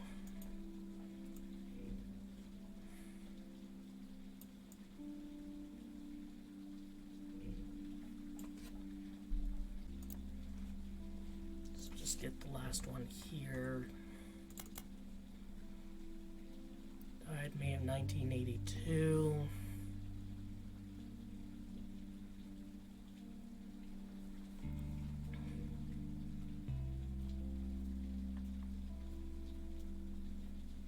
Susan Ford no longer employed.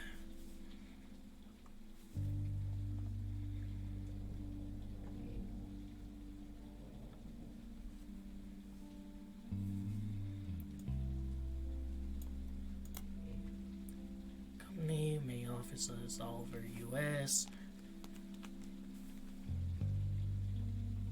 Alright, so irrelevant.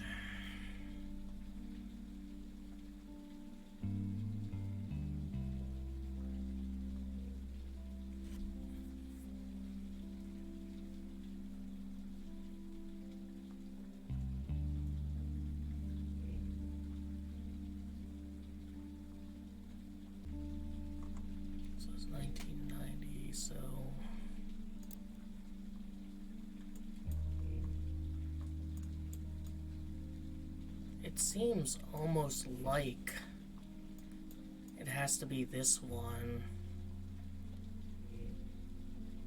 Because there's two offsprings, and yet, like, there's no indication, as far as I can tell,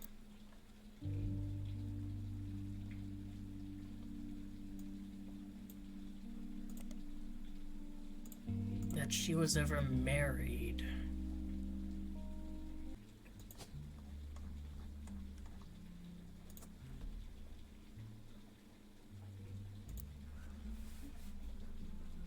Youngest, shy, stop.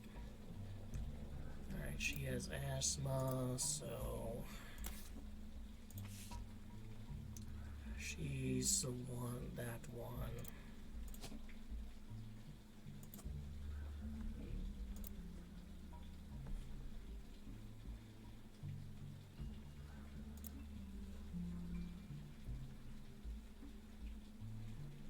Alyssa.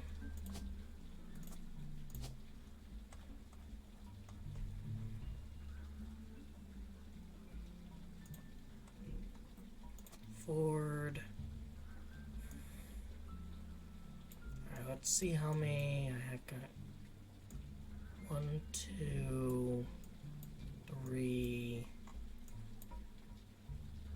Kind of concerning that that's not 4.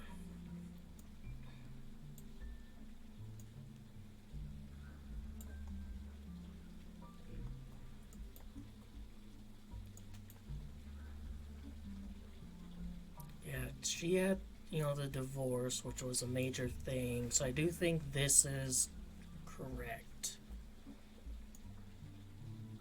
1, 2, 3.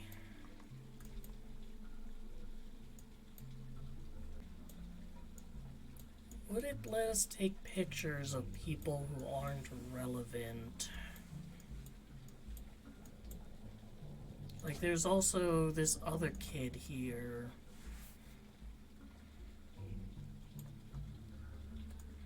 And I don't know, maybe that's him when he was just a wee lad, but...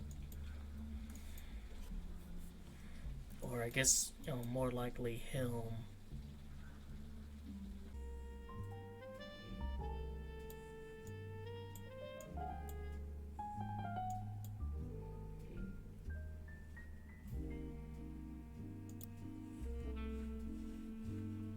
Let's see.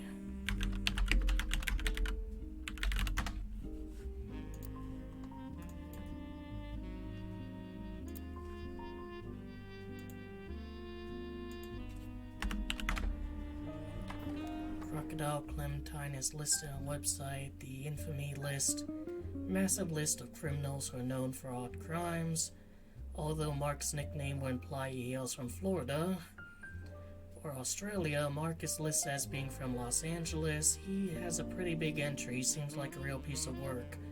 There's a very small note about him being the basket baby of 1950, but most everything else comes from his adulthood. He lost his job in 1975 as a pilot for a regional airline after he would try to board the wrong airline's plane. He was drunk, charged with trespassing and assault. In 1982, he was arrested for transporting smuggled animals over the Canadian and Mexican border. He was apparently quite successful for the first 4 years, but was caught when he had to make an emergency landing in Portland after he was bitten on the foot by a crocodile, hence nickname. Apparently the Portland Telegraph is credited. Finally, we can start seeing those Portlands.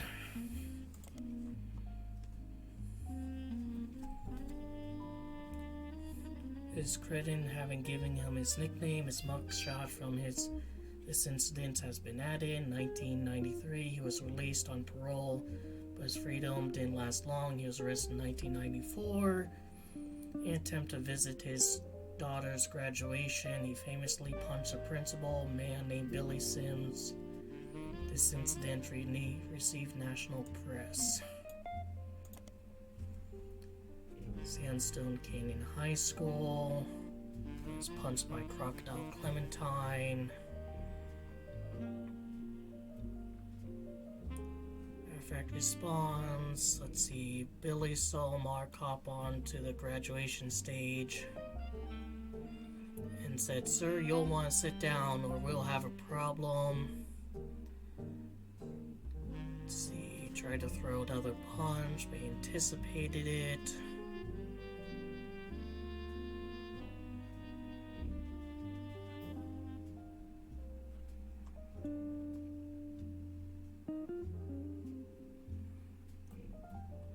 Alright, but why is that relevant?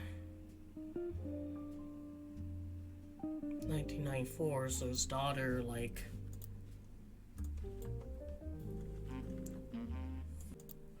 I mean, he has blonde hair, which runs in the Miracles, and quite frankly has hair very similar to those, if not a little bit disheveled.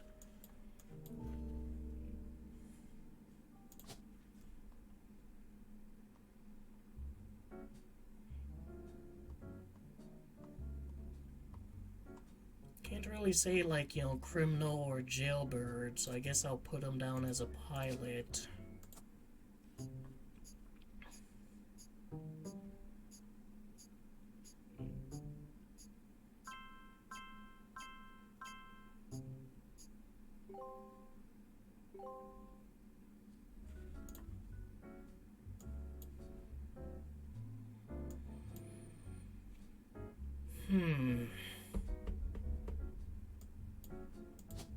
Oh, fuck me, I could have gotten her. Although it's interesting that doesn't say his name is Sterling. I mean, hypothetically, could this be him? I'm just gonna post that little sneedster there just in case.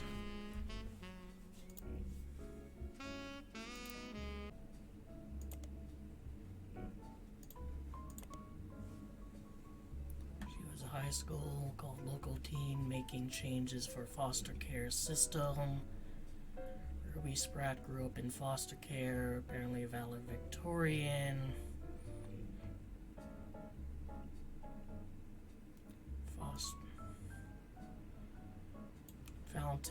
Fountain, a few small pedestals that stick up above the water. People are expected to toss coins into a fountain for good luck.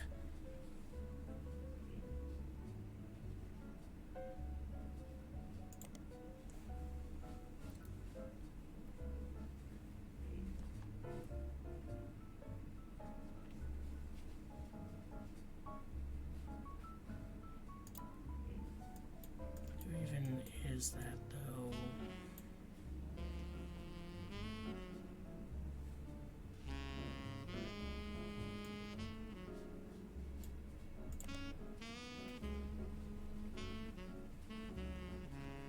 Everyone's found herself.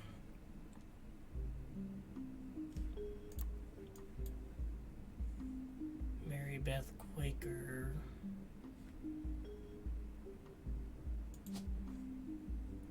Maybe it's just Mary.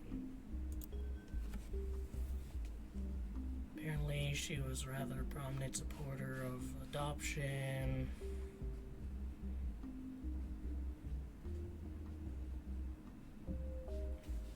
Even went on tour with her as he grew up.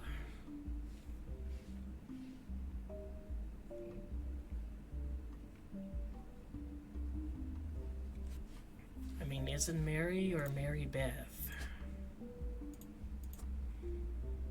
Because, like, this didn't... I mean, if it didn't, like, clock in when I had 3 others correct... Like, when I had this one, and... I guess maybe this one... Yeah, if that didn't clock in, then she must be just Mary.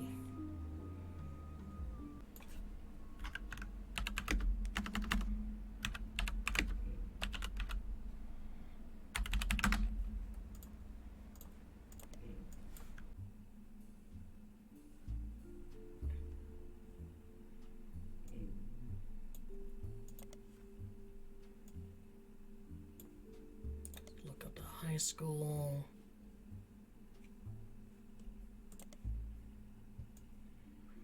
Maybe look it up in periodicals and see if the Portland Telegraph has anything. No.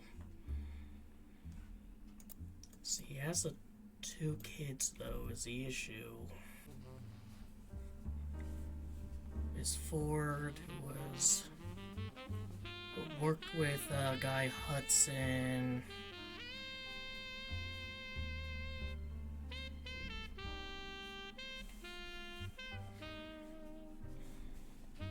Yeah, Hudson Wing, which had in 1982. Insistence of an employee of Roottrees at the time.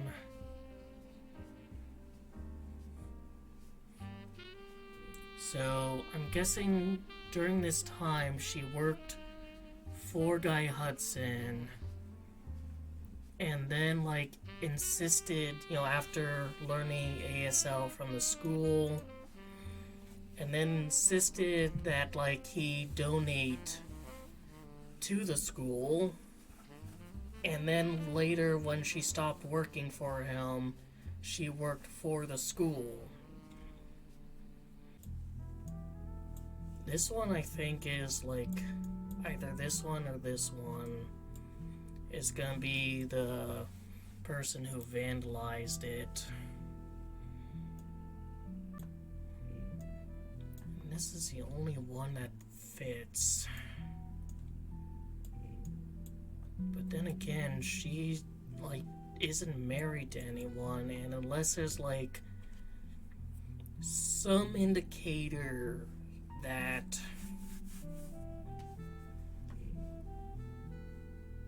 but actually no, because like it can't be the final one, because for this, the Hudson, or the Hudson Wing was vandalized, and Mr. Hughes, Mrs. Hughes,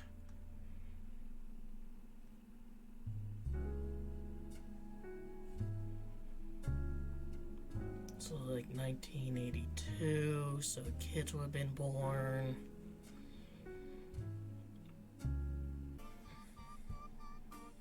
Pretty sure every name that like comes up is gonna be here. Like there's Spratt, that's one. Even though that's like largely irrelevant. It's an antique store located in Boston.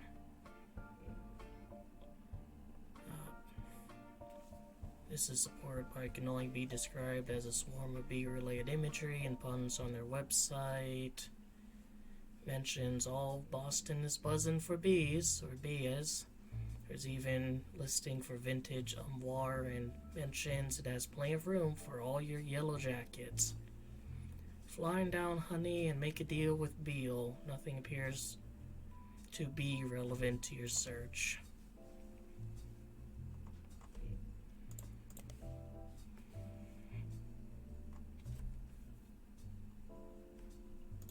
Anything else there? Might as well look this up. The Million Year Picnic is a comic book store in Cambridge, Massachusetts. It's one of the oldest comic book stores in the United States. Named after a short story by Ray Bradbury. If you decide to visit the Million Year Picnic for the first time after playing this game, please tell the owner, Tony, that you heard about a store from the video game The Roottrees Are Dead. Fair warning, he has no idea that I did this and will probably be somewhat confused if you're the first person to tell him. Alright, so it's a bit like the, Prospector Saloon in New Vegas, where it's a real place. So not going to be relevant. Alright, what if I look up him? Really, nothing relevant to my investigation. So maybe this, computer is just magically tuned towards this investigation and isn't going to show up anything if it doesn't have anything relevant. get the boot. Yeah. No more fiddling around with secretaries. But no, like, Hughes either. Like, no one even named... Oh, I think this was... maybe after he died. 1982, because that's when he died.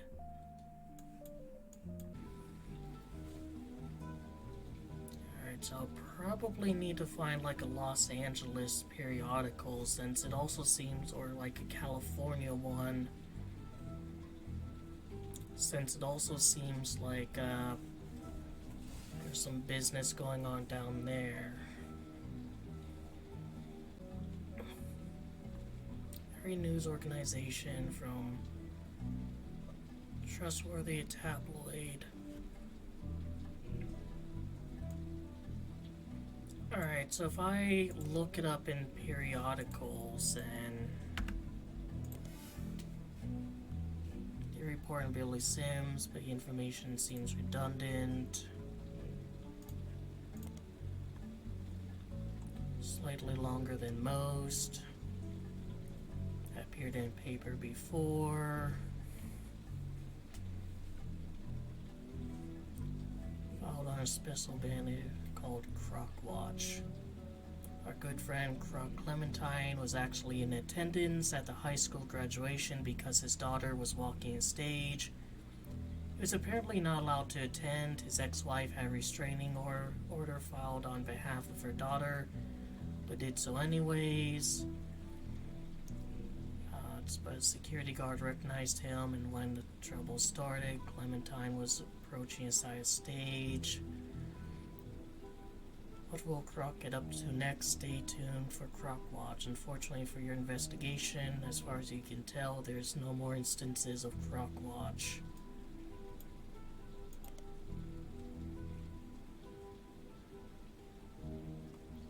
Still Watch, it looks like they have a cartoony crocodile.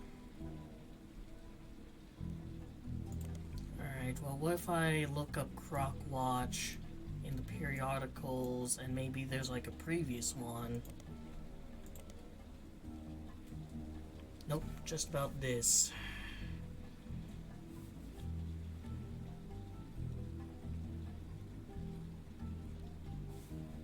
Alright, his ex-wife had a restraining order on behalf of her daughter. Which is fine, but...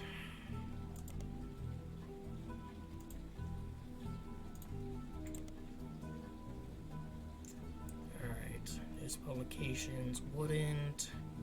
Seems they did report on it. Billy Sims was once arrested for throwing a Molotov cocktail at a company that he found to be testing their products on animals. His bail was paid by Turisto Jacobson. It was fairly expensive.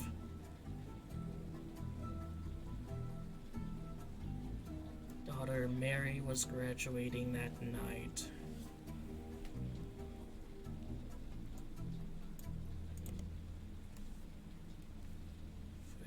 Vista, a regional Mexican fast food chain, held a competition in 1993. A one that legally changed the name to Tostarito. Used to be named Lucinda.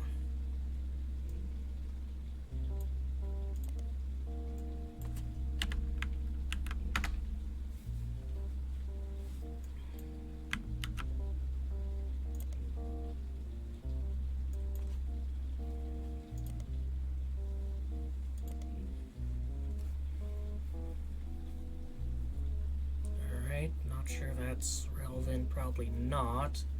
Just that Mary Clementine.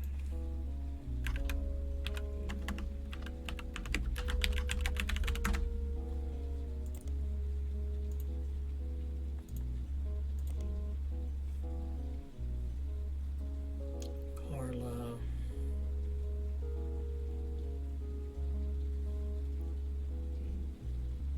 Sims' wife Carla, as well as multiple staff members, but they hunted down Colleen Webb, Mark's ex-wife.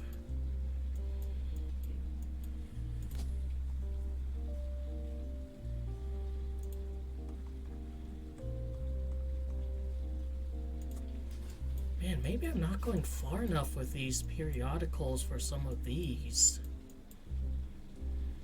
Because this is some pretty deep shit, like going straight into a fucking fish magazine, and then like this one. She had met when she worked for an airline. When he was charged with assault of a fellow pilot in 1975. They divorced. Pregnant with her second daughter. Before things got worse, she left to move to San Diego, live with her sister. She raised them both by herself.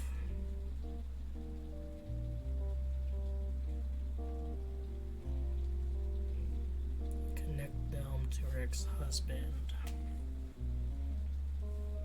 So, Mary Webb.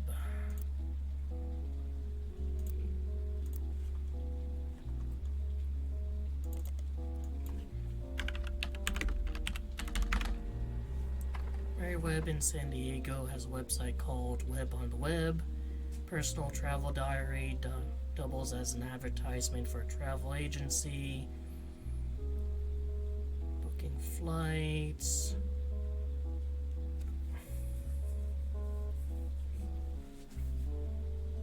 Cruises.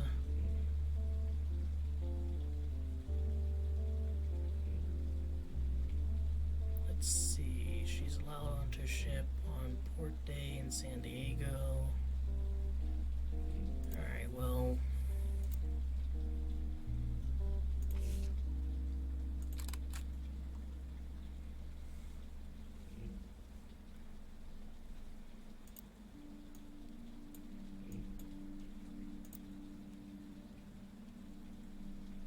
So Mary Webb, graduated. I don't see any rings on her finger. So I'm going to assume this one is Mary. Now, granted, it's, really still kind of early in her life. Let's see, she is a travel agent.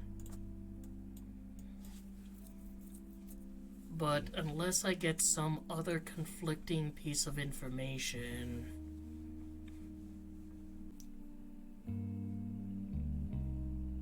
let's see, so there's Sim's wife, it's kind of irrelevant. Although is Carla like a name? Oh, so that's how you truly know she's irrelevant. Her name doesn't even appear here, not even. Well, Sims does, but not even the illusion that she could be relevant.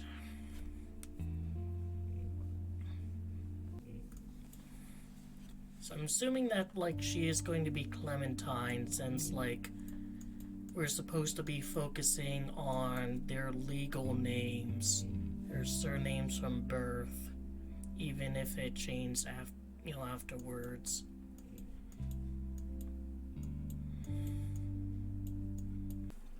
You can tell the Trout is evil because he's dressed like a capitalist.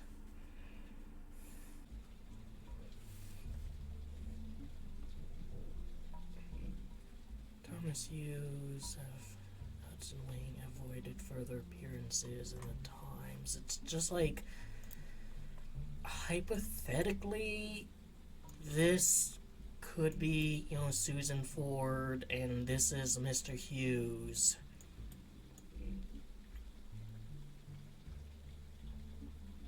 Or this could be Mr. and Mrs. Hughes. Well, whatever Mrs. Hughes' actual name is.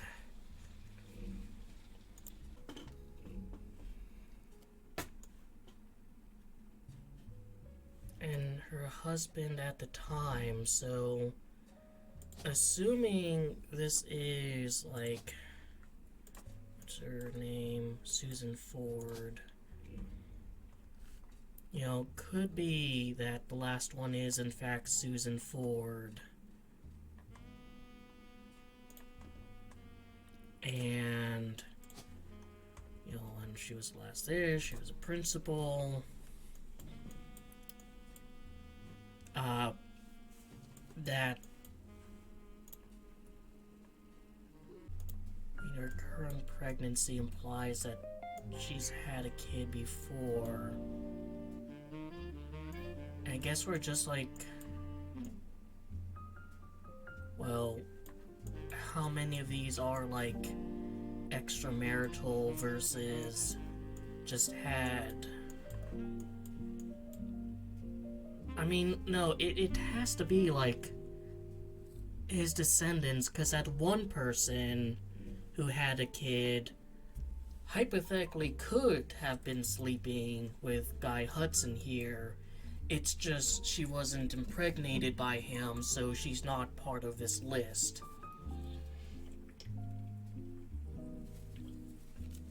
So I think it's a statement of fact that anyone here is going to be, his.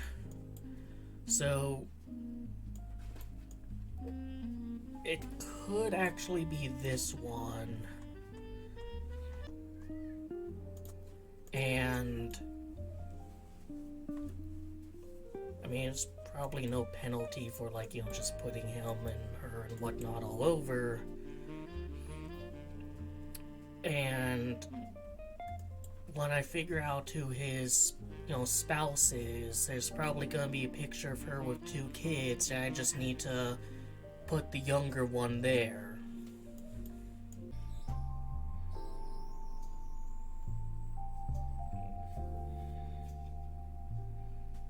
Elias once had a secretary named Elizabeth, a different Elizabeth than the supervisor from the farm, but never met her.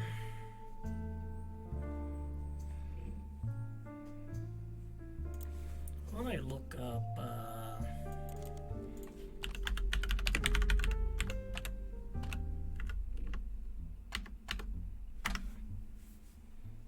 Alright, there's an older version, so this one's new.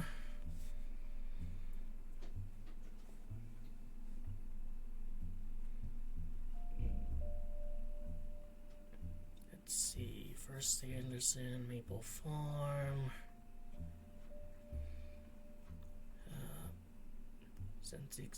Special tours. Some religious and political groups show up for Elias and Gwyneth's traditional values and financial rights, followed by pickets from gay rights activists when some particularly inflammatory organizations made their pilgrimage. I'm assuming it's like the God Hates Fags guys. Like Westboro Baptist Church was kind of active around this time, I think.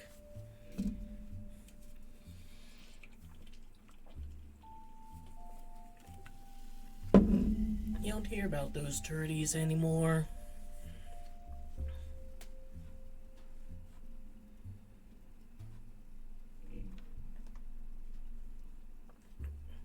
Let's see, First Anderson Maple Farm.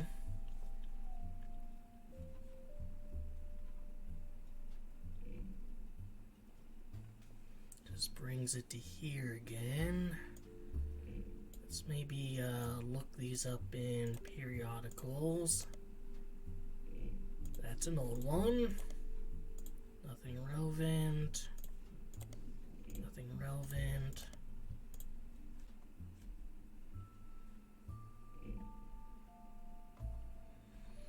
Alright, maybe look up this.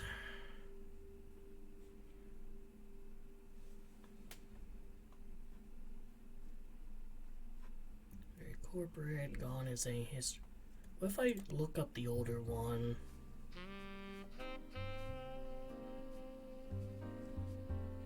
No, it's still the same information. It's not like the older one, since now that it's kind of all died down and there's not as much traffic, is showing more.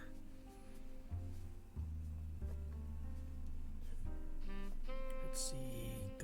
A history focus on Elias Roottrees, more focus on present status of the candy, with high quality JPEGs of each of their products. There are also some small ads for Root, which is a clothing company owned by Roottrees Candy Company. Small section at the bottom that lists presidents as Clark Rafferty LaRoux.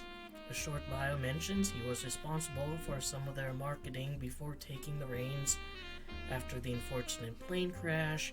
There's also a small memorial section for those who perished. Roottrees sisters, Carl, Brenda, Kurt Johnson, Mark Sanchez, Trish King, and Eliza Nicholson. Alright, what if I look you up? Because there's like a picture of him that I need to find.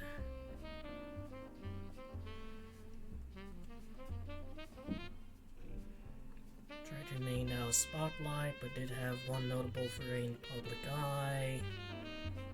Accepting Sam and her family into the trust. The clan's trust will no longer be handled by anyone in the family due to impartiality issues. Let's search the periodicals. Nothing here. Anything new in Business Watch?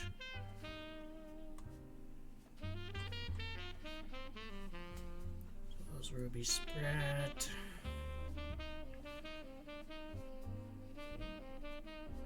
Alright, so things we've been over.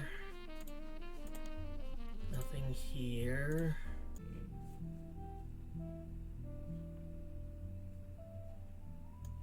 I might as well look up this one.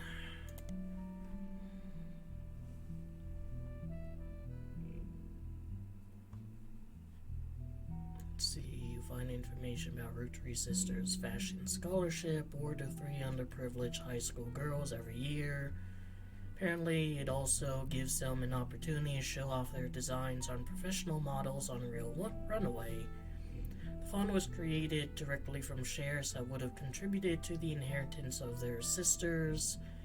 Like other aspects of Clan's Trust, it's managed by Ruby Legal Enterprises.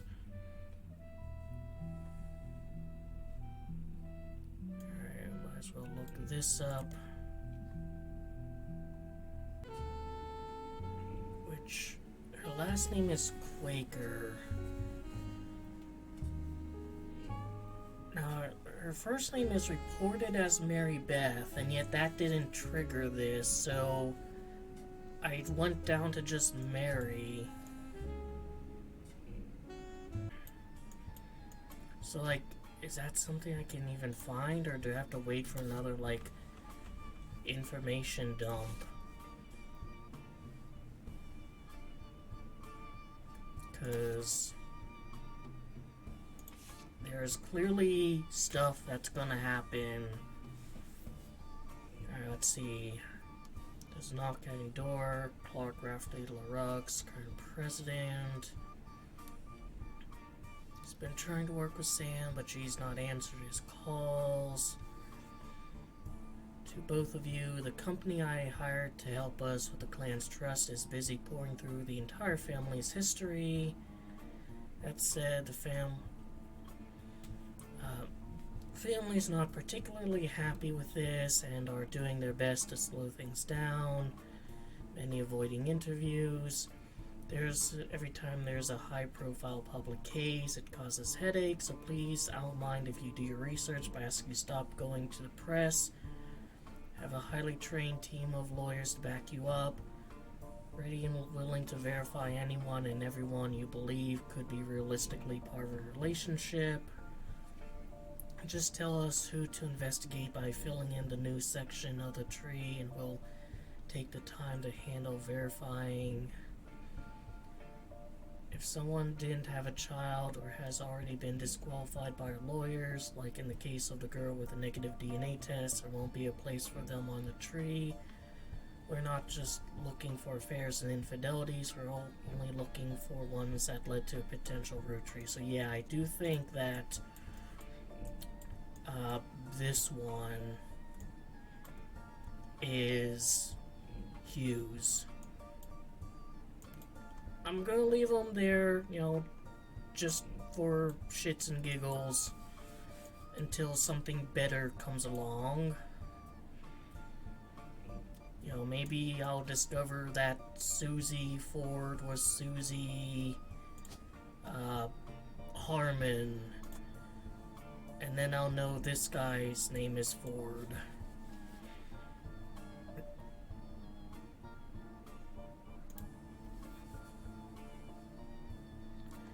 Some spots in this section will be marked with a tree icon. Those areas reserved for members of the original family.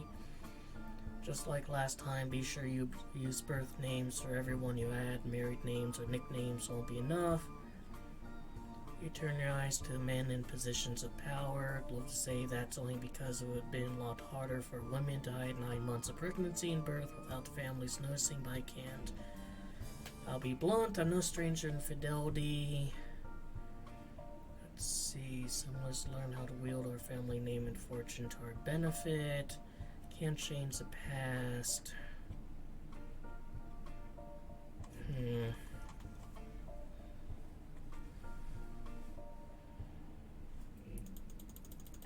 I can't use this as a picture. Come on, man.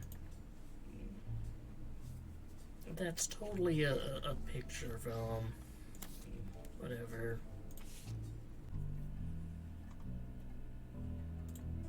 Let's see, maybe this is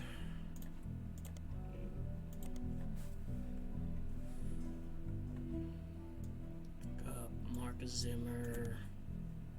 Let's see if it appears here. No.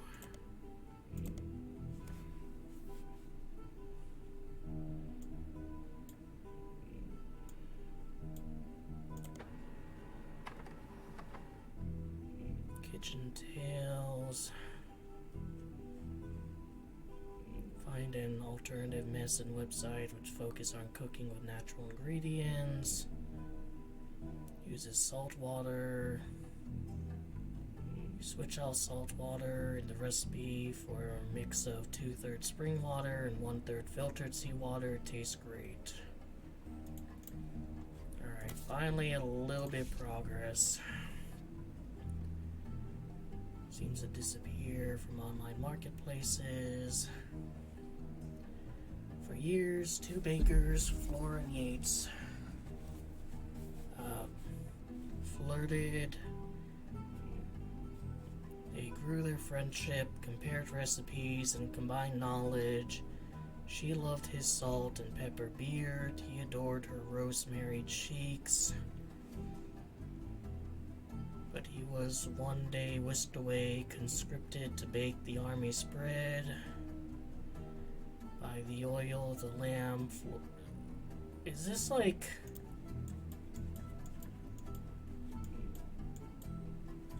these?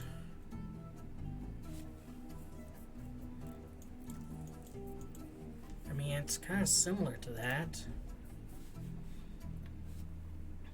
By oil lamb. Recipe asks for reader combine flour, yeast, and olive oil and sugar. Yada yada. It was 10 to 12 years later that they met again, seemingly by fate. So I guess not. Flora's unique dough had earned her position as the king's personal baker. Yates had found success as well. He baked for the kingdom's 45 diplomats. One day they returned from Dutch Isles with a gift, 450 unbaked loaves.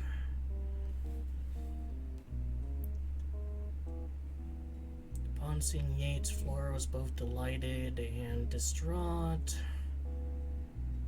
Not been aware May of the gift and had already prepared buns for the palace ovens.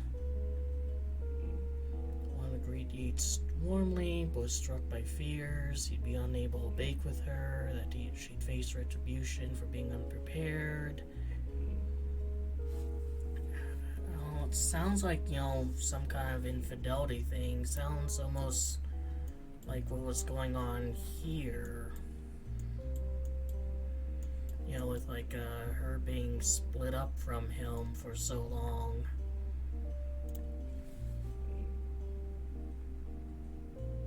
Yates eased her pain, had no obligation to prepare for a return.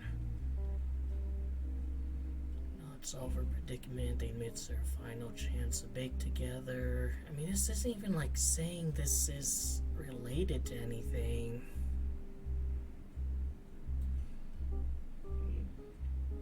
Ruled by a king, Flora and Yates spend their days baking together. They traveled for 45 years and settled down for 15 more. I mean,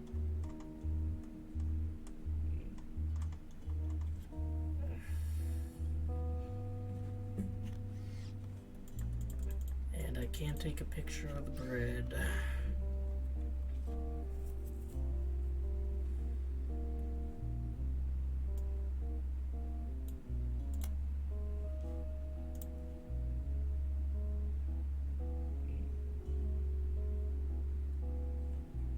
Like something about someone having a beard, which, I mean, he has a beard. And she was eventually, like, added to the family. Actually, I think he's, like, the only person in the entire family. Well, he kind of has a beard. At some point, this guy had one, but yeah, everyone else is clean shaven.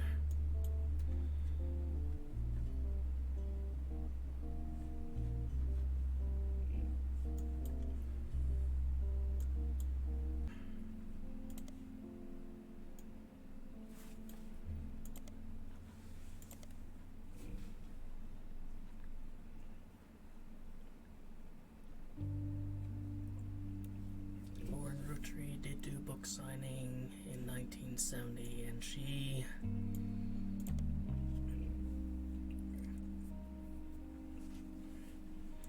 most upscale memory care. Alright, so she has Alzheimer's. Tracked her down because they were caught standing on a ladder and holding their camera over privacy law. Picture of Lauren and her son Clark sitting on a bench outside. Alright, so if I get that, maybe search periodicals. Not that. News time. Not even a sleazy one.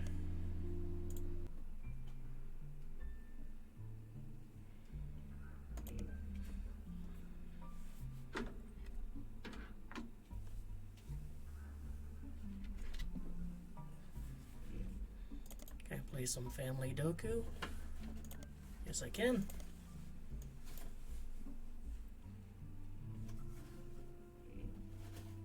Father has a hyphenated last name. Only first part last name will be passed down to his children.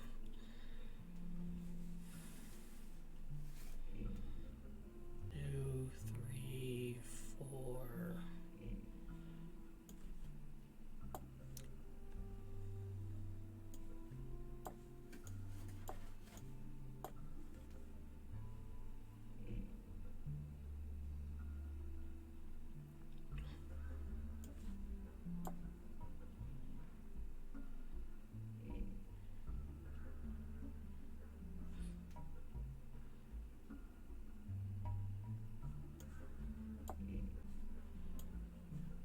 Alright, so Nancy marries a male carny. Can be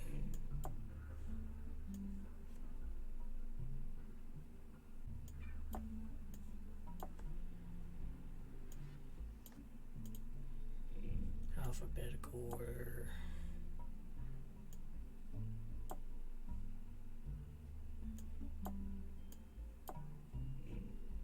We all happy?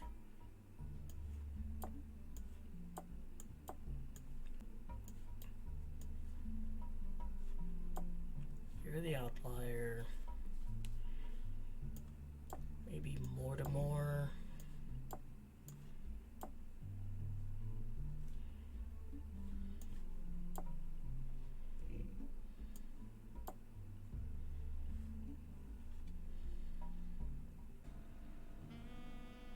I don't understand how this is contradicting it, because this bitch isn't even... This fucker isn't even, like, actually part of the family.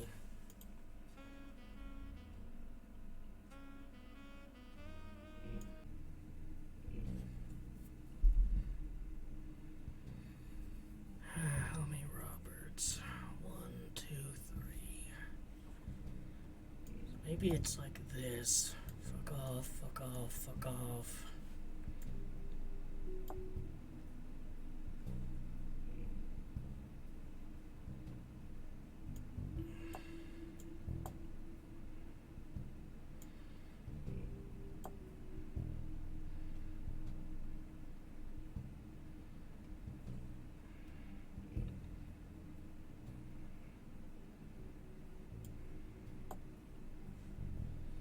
So, a female Carney marries a male Roberts.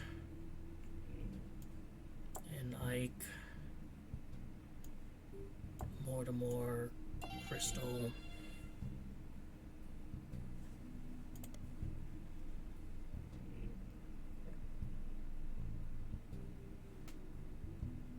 Alright, so Eve Earl. Marcus Horn Jr.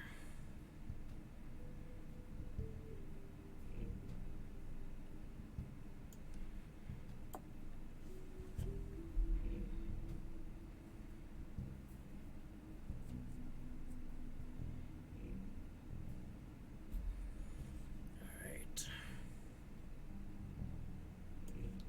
Get that.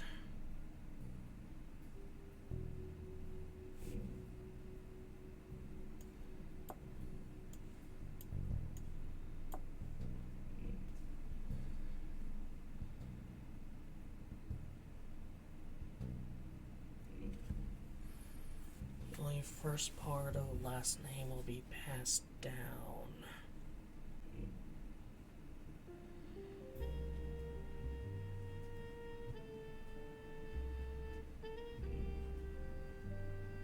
So Trissa Hamilton.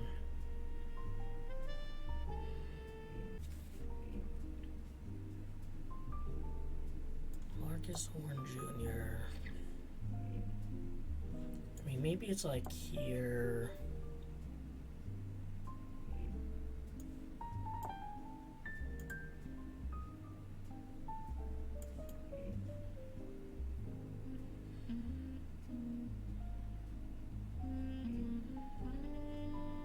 And you can be there, I guess.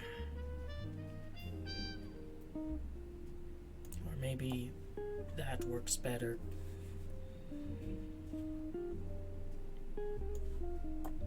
Carlton Horn.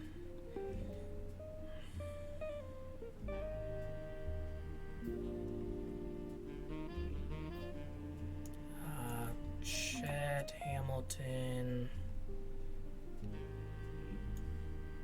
Rachel Horn.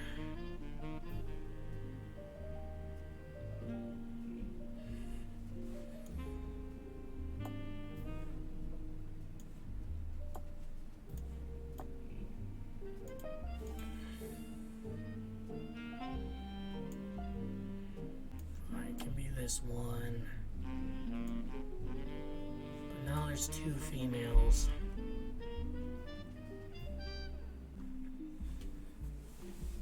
Ugh.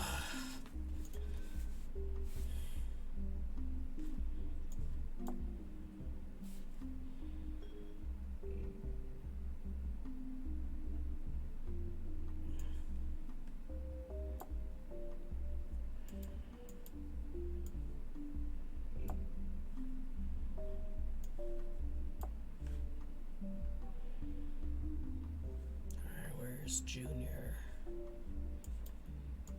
Marcus Horn. You can be Junior. And now I don't have enough, males again. For fuck's sake. So one.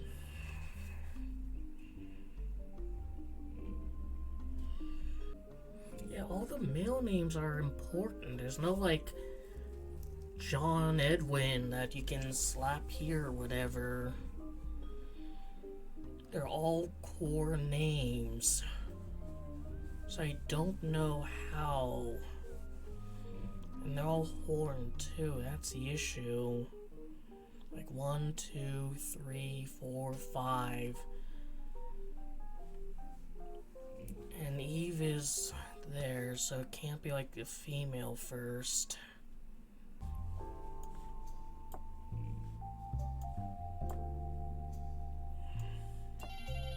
There we go. Do one more, maybe.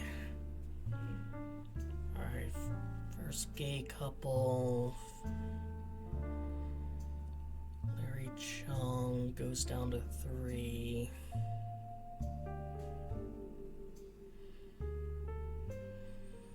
And there's nothing stopping this from being Larry Chung the 3rd.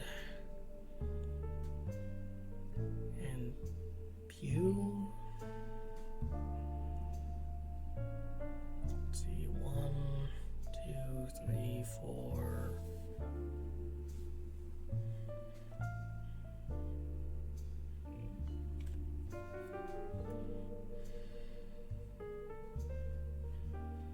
Alright, so I think this is a starting one.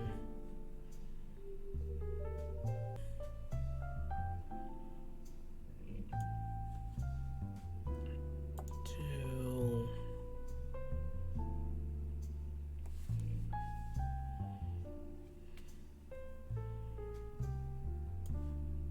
Chase, Mark.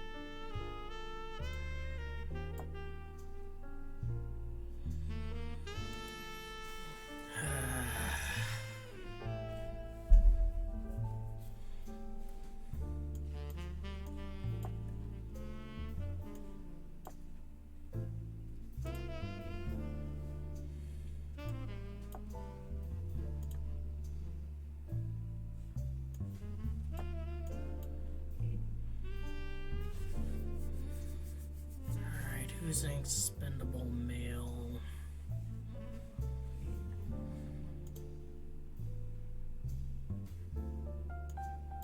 Fine, I'll put Mark up there. Toby can be there. There we go. Alright, 2 more. I'll do later. Alright, I think it's time to ask for a hint. Possible song music, you could be helpful to me. I don't think so. I think I've solved 5 Ps.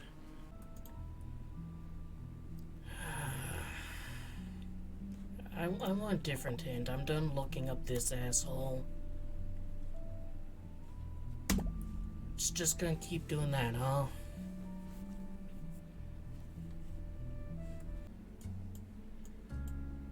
I mean, yeah, it's her. Alright, like, so his distant cousin, but like...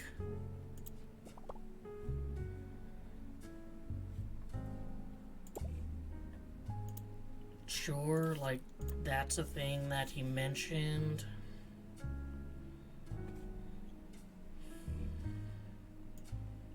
If I look up heat, fuck you, man.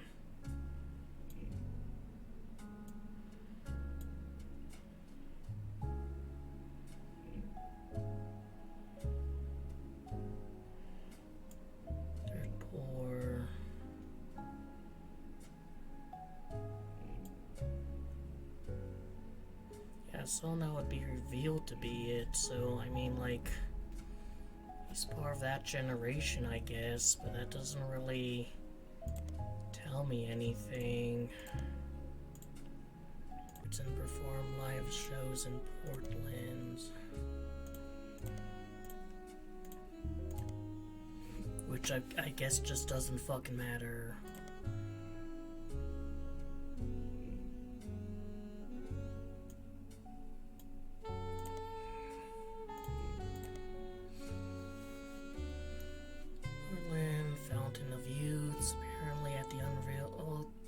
That's like, wasn't that the lawyer thing? Your speech, multiple local entertainers, foster care alumni, most of them grew up, yeah, so. Like, this is the thing that lawyer lady was involved in.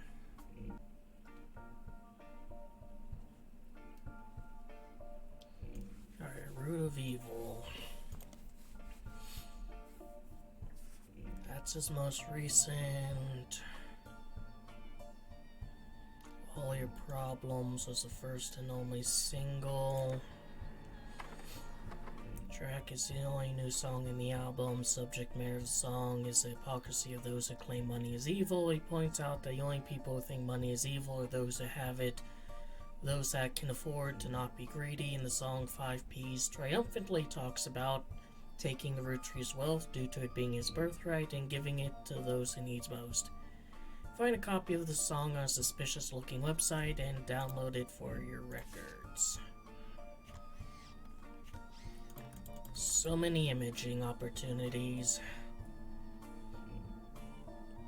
Seems some airplay to make a big splash. Let's see, attention Roottrees, 5 Ps coming at you from the real world. Say money is the root of all your problems. I guess I can play it. Attention Roottrees. This is 5Ps coming at you from the real world. You know, the place you ain't ever lived in. You say money is the root of all your problems. Root of all your Man, y'all problems. are hypocrites, sitting back in your massive estates, built from the cash that your ancestors gave you, acting like you somehow deserve it, based on your family's creations. Yo, but looky here, sonny, don't you come for our money, or you might burn bright in hellfire someday, like that Madsen chick and her two dads. My pappy's cleansing trust should keep you away. Alright, so that's like Catching a Miracle. sermon from a geezer who's never known hurt, but blurts out these claims that somehow we're sinners cause we didn't earn it. When all of your worth it came free with your name, you expect me to treat your lectures on greed as some expert creed from he without blame. How about instead I turn my other cheeks and spread them? When you give me a kiss, you'll know just where to aim. You say money is the root of all your problems. Let me take those problems away. Whoever calls dollars the root of all evil, just trying to make small pursuits of real people. You silver spoon fiends, you're the world's purest treacle, while real world folks burn their spoons for the needle. So once more with passion, tell this poor tragic orphan your mansions and Porsches are actually horrible. How I'm better off penniless, grasping for morsels. I wanted my share. That's actually extortion. With your candy ass name, synonymous with sweets. Oh, you wanna call me classless? I'm gangster from Portland, but I play that game. I came up on the streets. The only streets you reppin' are Park Place and Boardwalk. Hypocrisy, monopoly is toppling. When I knock, have G's. Top off my pockets, please. Cause the same God that got to steal my mom from me is what he wants, right? For you to live in poverty. And if you're suddenly not eager to unhand that fortune, that's unfortunate. I guess I'm gonna have to take my portion, and I'll do it all legally. Class action, courtroom, decorum. I'm way past your fancy ass dormant. You say money is the root of all your problems. Let me take those problems away. Bring the choir in. You say money is the root of all your problems. Let me take those problems away. Yeah. You say money is the root of all your problems. Let me take those problems away. Whoever calls dollars the root of all evil, just trying to make small pursuits of real people. You silver spoon feeds, you're the world's purest treacle, while real world folks burn their spoons for the needle. Whoever calls dollars the root of all evil, just trying to make small pursuits of real people. You silver spoon feeds, you're the world's purest treacle, while real world folks burn their spoons for the needle. Alright, but this, well, first of all, it quite clearly doesn't, because there's no intuition thing, but this doesn't really illuminate anything.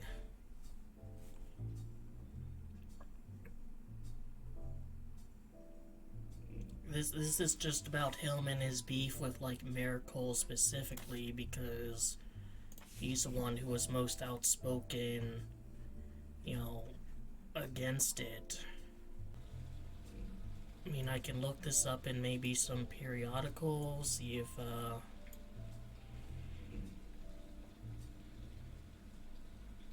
maybe that'll have something.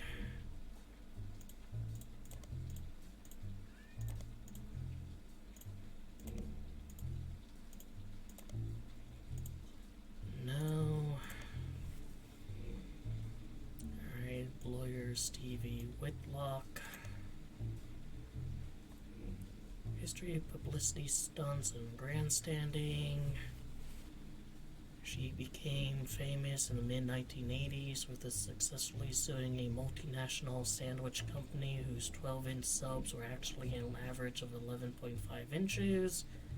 Since the company sold 1 billion sandwiches per year, that's enough missing sandwich to make a sub long enough to span from New York to Los Angeles. The jury awarded her a paltry $5,000, but the news coverage of her crusade turned out to be priceless.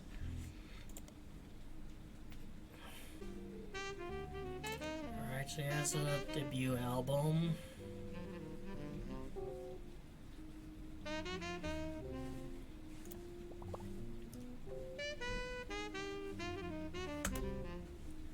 Found a lot of important information in your last investigation. Now it's some time's passed. I mean, I guess I've exhausted everything from that end, and it doesn't really lead to anything, because this is solved. But sure, let's look up maybe Chris Rafferty, since he has a picture.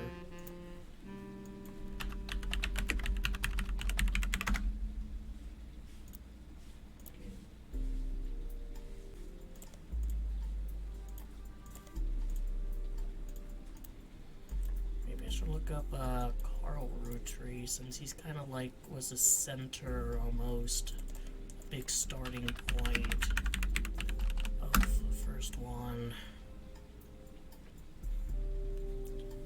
Never had any marital issues. You come across an article about Kristen Valdez, who claims to have been Carl's high school sweetheart before Brenda.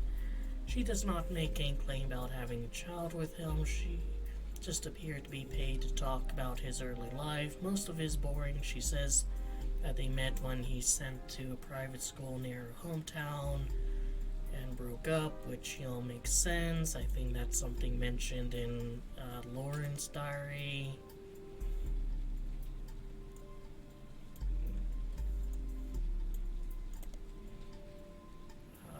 Anything here? No.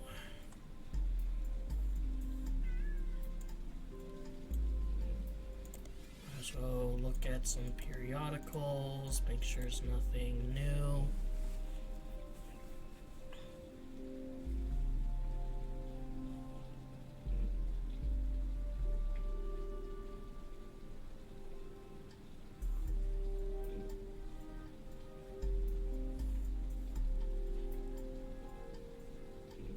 Let's look up Ernie Jr. That doesn't bring up anything.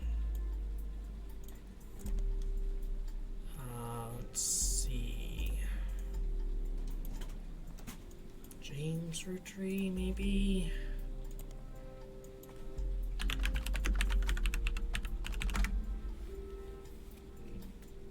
Since some male Diamond Dazzlers mentioned he didn't spend a lot of time near or around Candy Company anymore. A best of album did get released to CD during Roottrees Mania.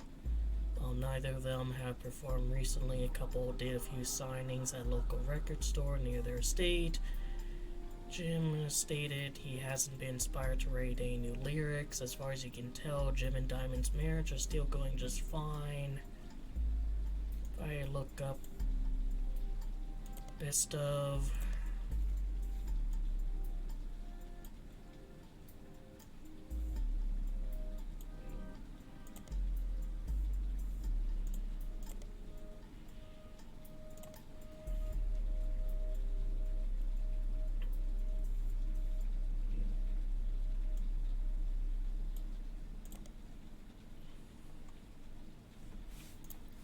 So they're fine. Maybe November Rootree.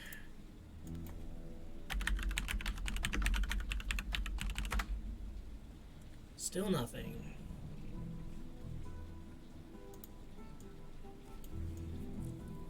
Let's look up Robbie Roottrees, since he was part of a, scandal.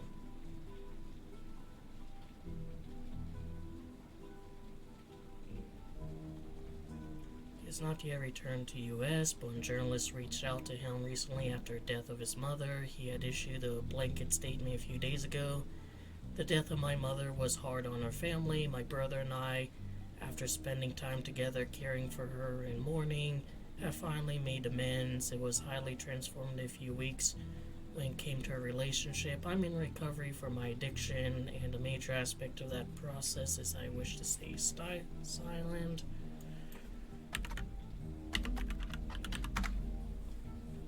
Nothing for him.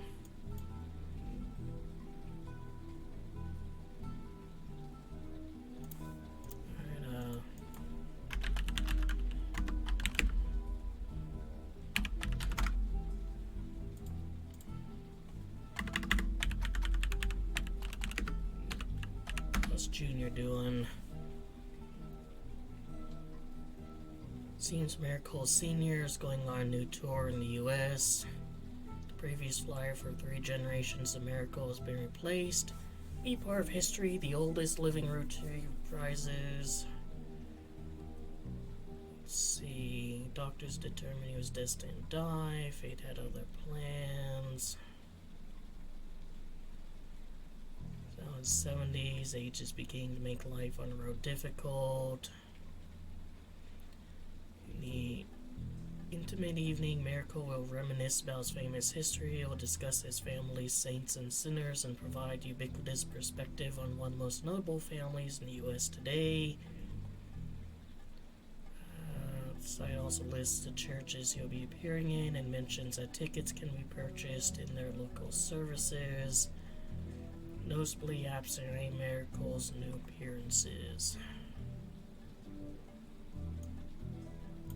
Let's look up some periodicals. Maybe there's something relevant. Appeared in cover of News Time. Yep, seen that one.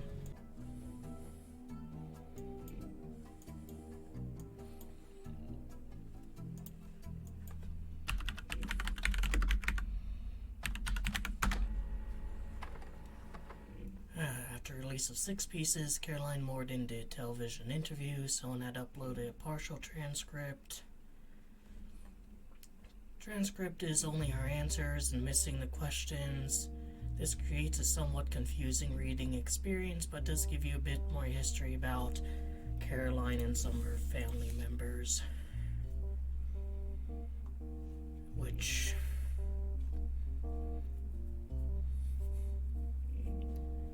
let's see, her activism. They never tried to kick me out or send me to live on the farm, if that's what you mean, but I was already pretty unpopular, and once everyone learned why I divorced my husband, few people paid any attention. She's my wife, not legally, but we've been together for half our lives. Called what it is, I was 20 and had just had my daughter, and I hate to look back at the same time. I was a terrible mother to the first few years. Followed guy on a private jet to Europe. He lost a tooth and a client. I found love and a better understanding of who I am still in our family's eyes. His trip was somehow more acceptable. Explain that.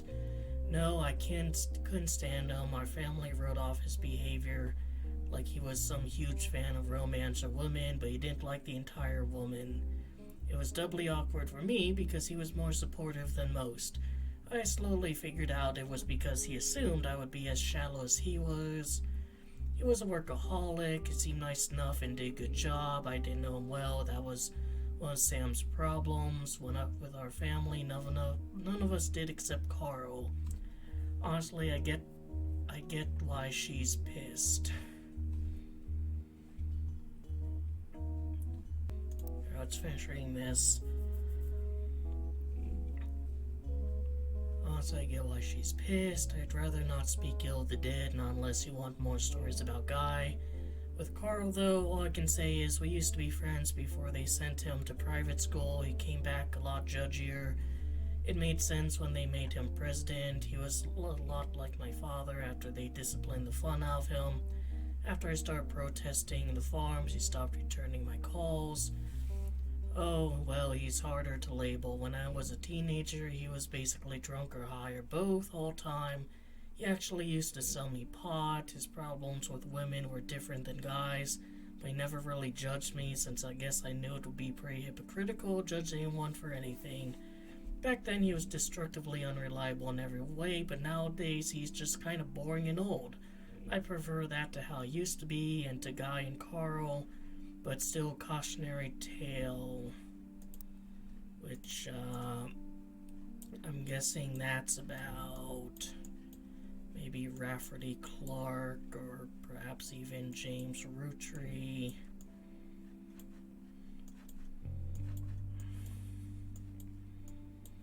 Alright, so somehow the man of the hour I didn't even look up.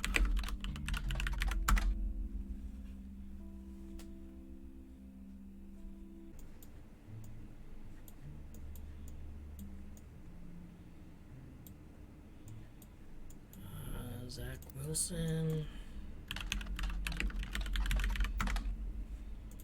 No. Stephanie Landon.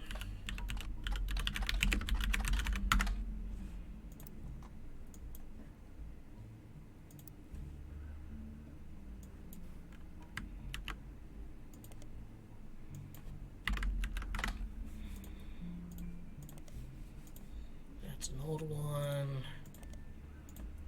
And nothing here.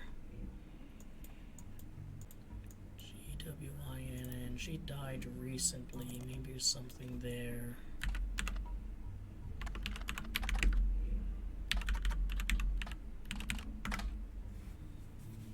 Well-known actress. Died in Paris 3 weeks ago. Not much is known about her death, except it was announced she died peacefully. She'd apparently been in relative good health. Yeah, nothing big there. Alright, let's go for another hint. Found a lot of important information in last investigation. Now it's sometimes past, worth looking into again. In your evidence, goes over most important people and events from last.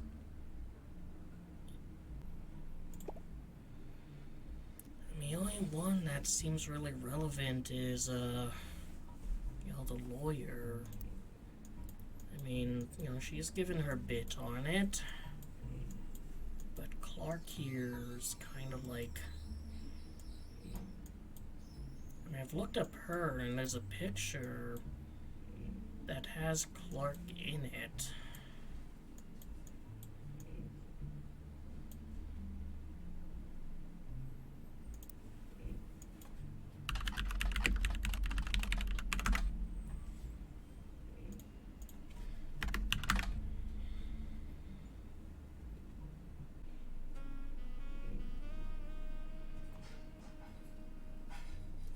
Let's maybe look up some periodicals.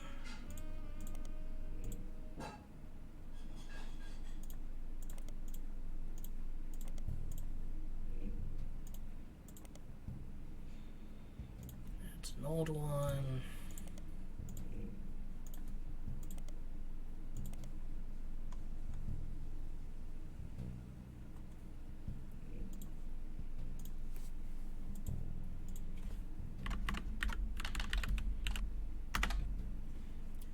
That's an old one.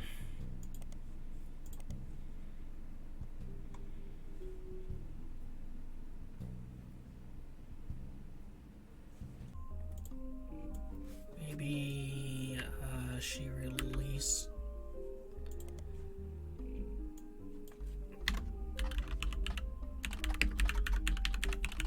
like a quickly amended version.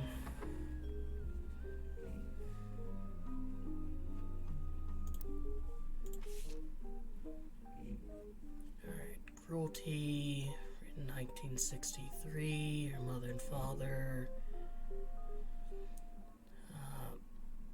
No stranger, true love. Jacob and I married at an age at most deemed unfit for marriage, but he was also enlisting at an age at most deemed unfit for war. We had no choice. I knew in my heart that our marriage was one for the ages. He and I would still be together today if not for Okinawa. That was nearly 20 years ago. So many girls I went to school with have taken multiple lovers. So many of my girlfriend's husbands have been unfaithful. I have not had to deal with such madness at home. My parents are a perfect match in the worst way. My mother's cruelty is a perfect fit for my father's general spite. In turn, pop status enables her incessant need to gloat and feel superior. They make fun of my grandpop and his family sayings blood is thicker than syrup, but nothing's thicker than Elias. They mimic Grandma Gwyneth's lisp and see her kindness as a weakness. Eliath, please remember them.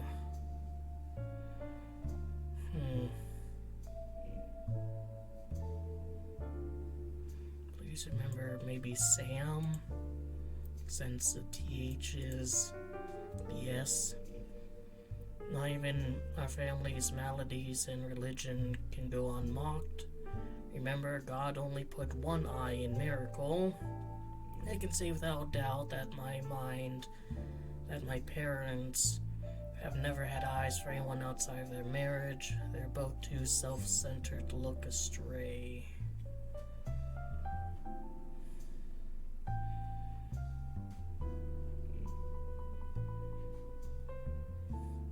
See, like her, she wanted him to remember her.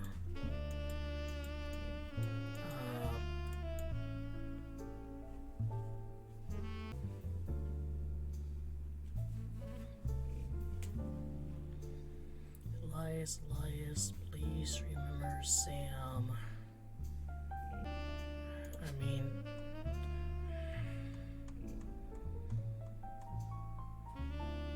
Sam's? No, because then the last part would be made fun of.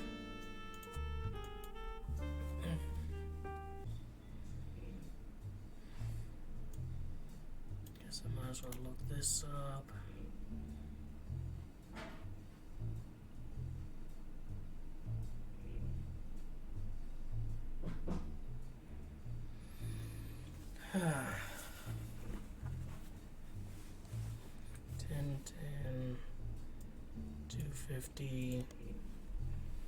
Phone number you can dial before making a long distance call.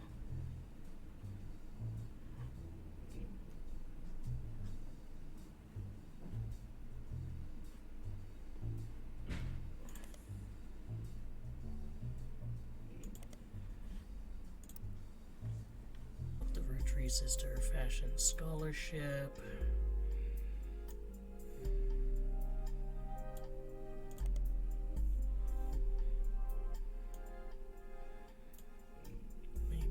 In a periodical. I don't think it's relevant.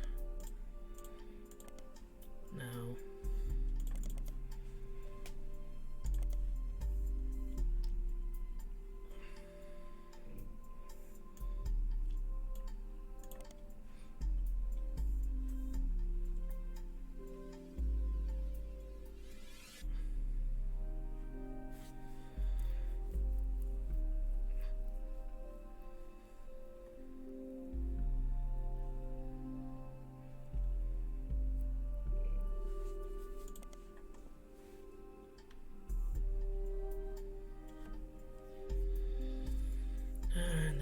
This again, but it's just not like leading to anything.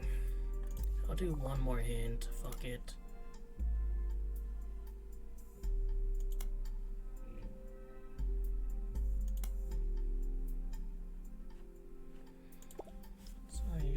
information last time.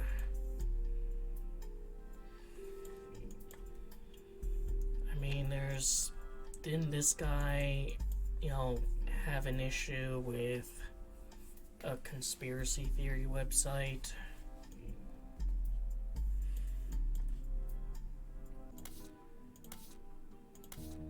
Yeah, this is just...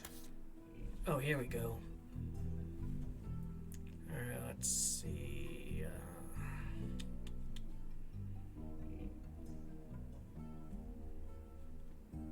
Where is it? Here. Chris Rafferty's Cousins Project. Steve Wilson.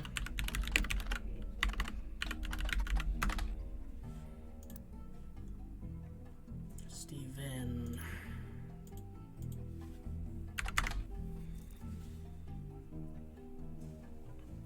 Go on our pictures. Now it's listing. If you bring a copy of 6 Pieces by Sam Matson or 5-piece album, it'll give you 5% off immunizations. If they're wearing Root clothing, they get additional 5% off.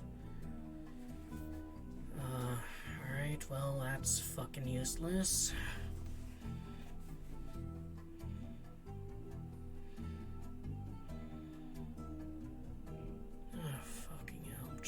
I'm trying to think, like, someone had some conspiracy about, like, I guess his dad or something.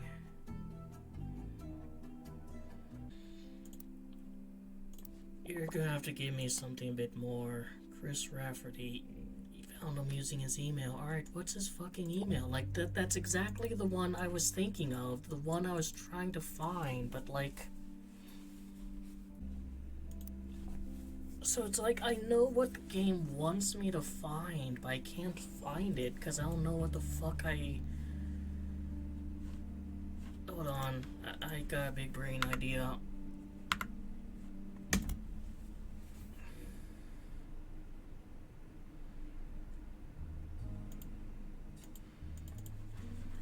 Yeah. I'm gonna go back to the first one and just kind of look there.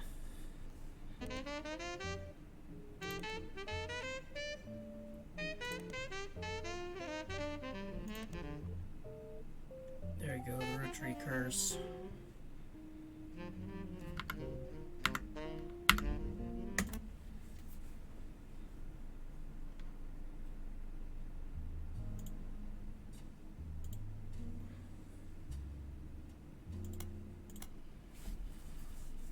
Alright, hopefully, like, my copy and pasting of that email,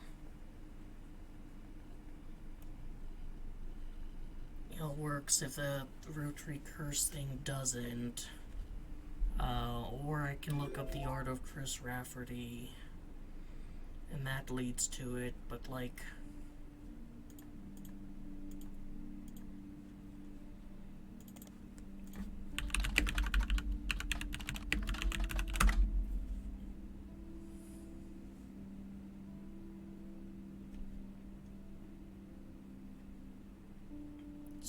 Roottrees' death was faked.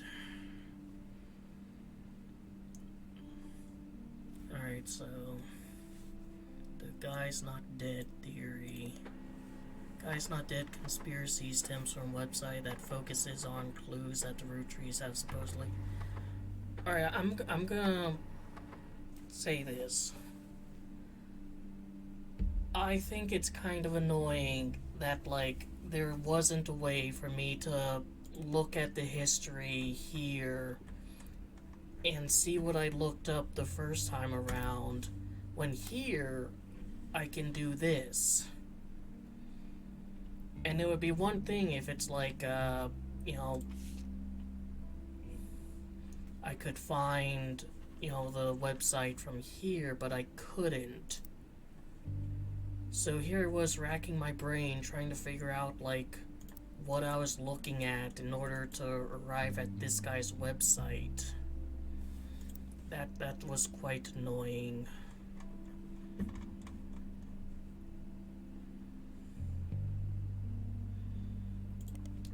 let's see. Clues that the Roottrees have supposedly hit all over the place. Story according to websites is that Guy Hudson was a terrible president of a Rootree company, introduced multiple failed products. Something needed to be done, so they killed off Guy Hudson and replaced him with a new president. This move immediately garnered sympathy, and the company recovered next year, more popular than ever. The next president stayed much further out of the limelight, and some people even theorize he was simply Guy Hudson in elaborate disguise. The people who run the site are asking for help. They're certain that there's a clue all over that this accidentally leaked in a banned article from the magazine Picoti. On their page is a scan of the magazine's cover, the interview with Shirley Sanchez about Guy Hudson, and some photos. Alright, so that's how I get, like, into the magazine.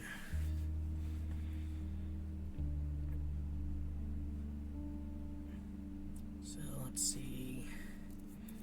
Died in family, odds on one of them faked their death, it's just math. One of the posts is believe that Ron Rootree is still in charge. Gwen Rootree's death was faked, and Clark is only there to throw people off. Apparently, this allowed Ron to travel to France. With about 5 Ps, he can't possibly be a Rootree. One of the first album songs, when he was performing under the devil name, actually mentioned that he wanted to have sex with Reyna. I mean, he didn't know he was a Rootree, so it was perfectly reasonable that he,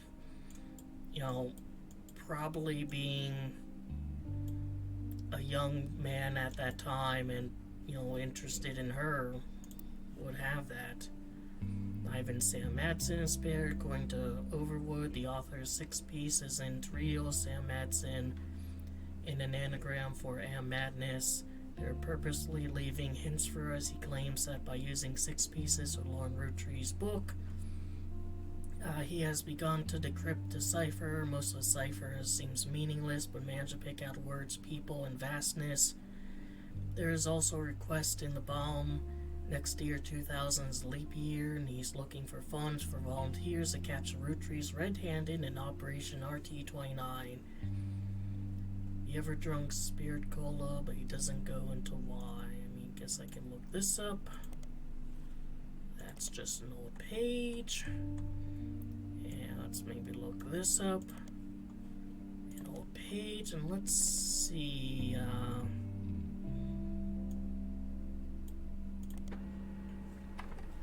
there we go. Chris Rafferty's protege site seems to have been discovered by masses. Gone are the art pictures of his cousins. Instead, it's a list of questions that people keep emailing him. Are you the son of Clark Rafferty? Yes, but I didn't grow up with him. I remember him from when I was a little kid, but I moved away with my mom when I was very young. We left Pennsylvania and moved back home in Virginia. We lived there with Pete and my stepdad. My dad and I spoke a few times. I found his phone number on a check he sent us in the mail. I was 15. He was happy to hear from me. Now calls me once a month and came to visit me at college. He tells me about things I don't remember and people like Guy Hudson and Ernie Madsen.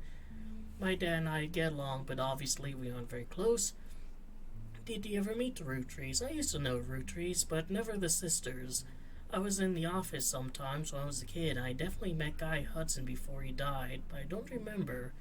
My memory is weird. It's hard to know what I actually remember and what I only think I do. I have pictures. For example, I have a photo when I was 5, and in the office with my dad and Guy was there. I made myself sick by eating chocolate, and some woman who I don't know cleaned my face. I don't know if my memories of that come from the pictures or not.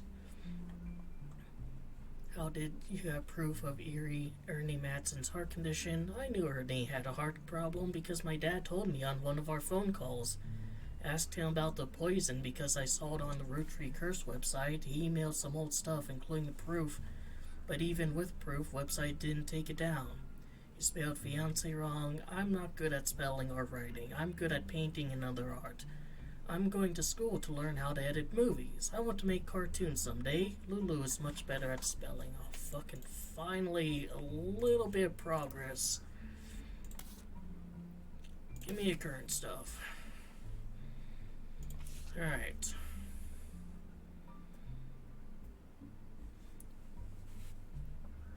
Magazine, Cicely Sanchez.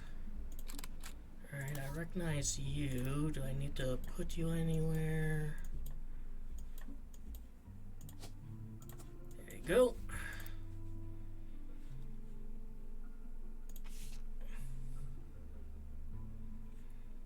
There's Elias. And I guess that's Guy Hudson. So you are going to be here. Not label individual photos, both Cicely. Then there's you.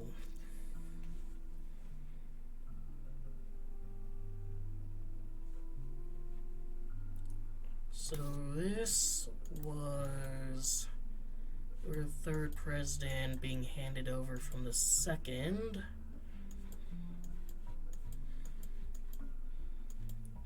Blonde hair, very likely to be you. But I'm not gonna rule out that could be someone else. Let me check the records. Alright. So, Zach Morden.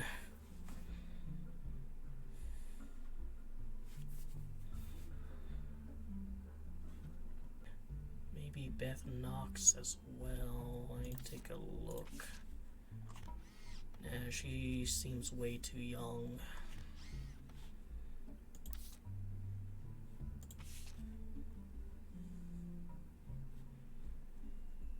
Alright, and here.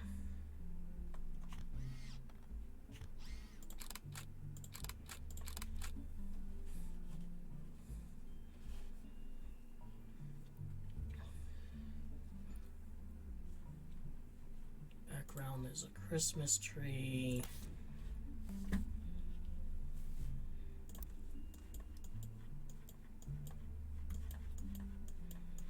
Kind of looks like that doctor guy.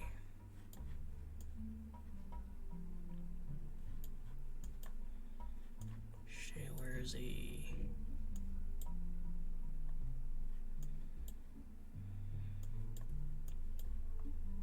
No.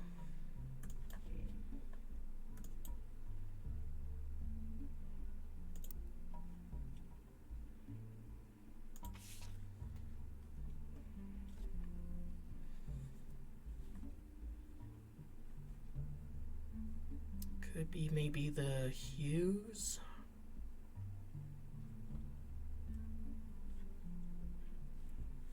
And someone there.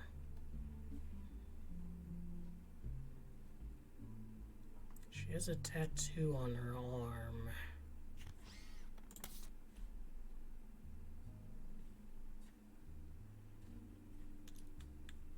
Let's see. She doesn't.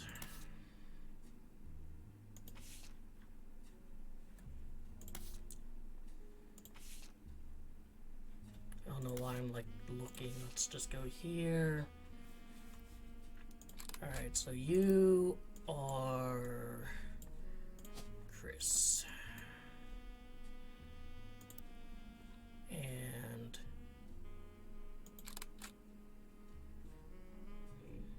you are Clark. And you are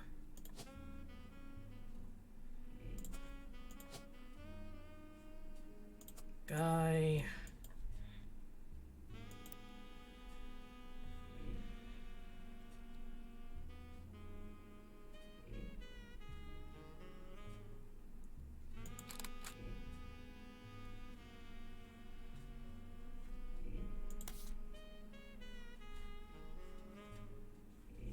I'll look at that later. Let's see down here.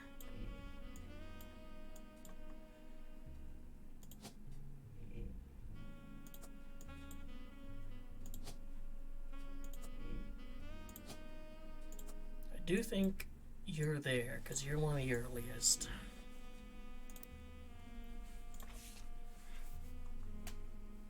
You claim to have paid significant amount to write the book about one of Roottrees, Guy Hudson.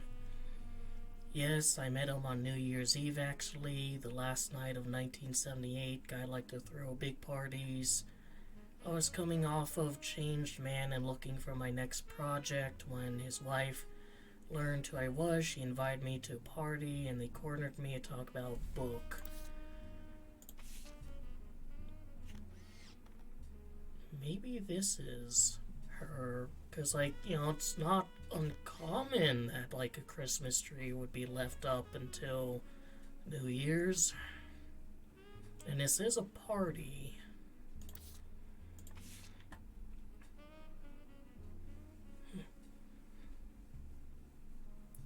Let's see, that was the first time anyone recognized me from my work. I had finally made it. The book they asked me to write sounded great. But then none of the stuff that made him interesting was allowed to stay. Chop, chop, snip, snip. Anything with even slightest threat to the guy's image ended up gonzo. At his core, Guy was not complicated. In fact, I think I could boil him down to two traits. First, he wanted to be seen as the second coming of the great Elias Roottrees. And second, he's never been satisfied living the life needed to be seen that way. He had his fortune and good looks, but he really liked to exploit that to pick up women. But he couldn't let anyone else know, so it cost him a lot of cover-up. That was the only interesting aspect of Guy. He was a James Bond trying to convince people he was Mr. Rogers, I guess. Maybe that's not the best metaphor, but Elias Roottrees was a boring as hell and all about family guy. Did everything he could be seen that way. After I submitted my first draft, he sent me this garbage look, The Roottrees Legacy, with Elias on this garbage book, The Roottrees Legacy, with Elias on the cover. Last time he and I met, had even switched out his orange suits for the same green ones Elias wore.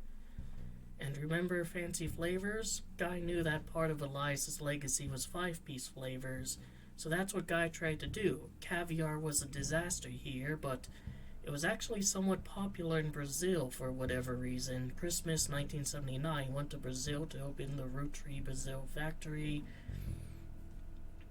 Alright, Christmas 1979.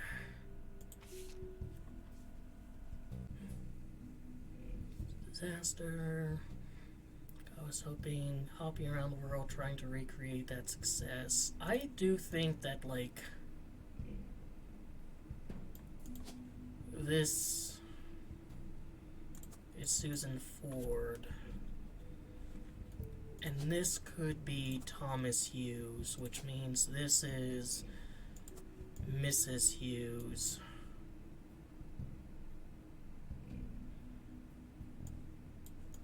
And her current pregnancy.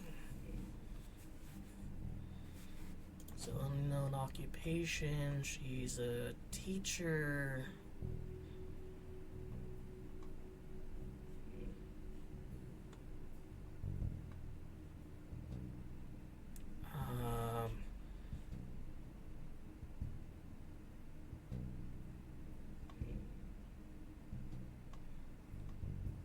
Interesting. I can't select teacher.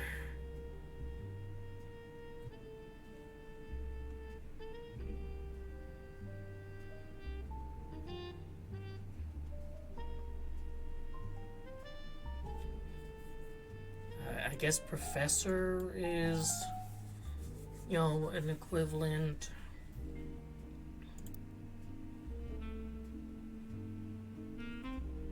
And that's the only thing that makes sense, because, like, I can't do any of the other spouse's pictures, and he's not, like, gonna be boinking that dude and producing an offspring, so and, you know, again, sometimes the answer is just being a little bit racist. These two do have kind of darkish skin compared to Guy Hudson and even her.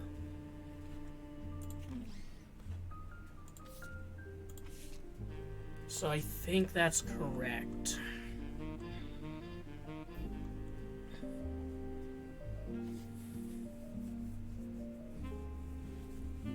How's the book never came out? It's complicated. I had an out in my contract. Surprisingly, guy signed the contract my lawyers wrote without running it by anyone in his legal department. I could pull my name off the book at any time, but he still got the content after I felt probably got a lot harder convincing a real publisher to give me their time. President, right? Do you know why he never released it himself? If I had to guess, his family wisely put a stop to it. Mid-1981, months after it already moved on, he called me back and showed me a final draft. Do you know how expensive it is to publish one copy of a book? It had my name on it in big, shiny, embossed letters. Like all problems in his life, throwing money at me was his attempt to win me back, but it had half the page count and the narrative was torn to bits. No thanks. The dinner was good. Imported steak that likely cost as much as a month of my mortgage, and we all got pretty drunk. He sent his mistress, Susie, something into a bathroom to proposition me. Poor girl, I remember her from our trips overseas. He was too good for him. Anyways, he died soon after. Yeah, so trips overseas, which this is in Brazil because it's Christmas party in Brazil. So this has to be Susie. I mean, it just has to be, you know.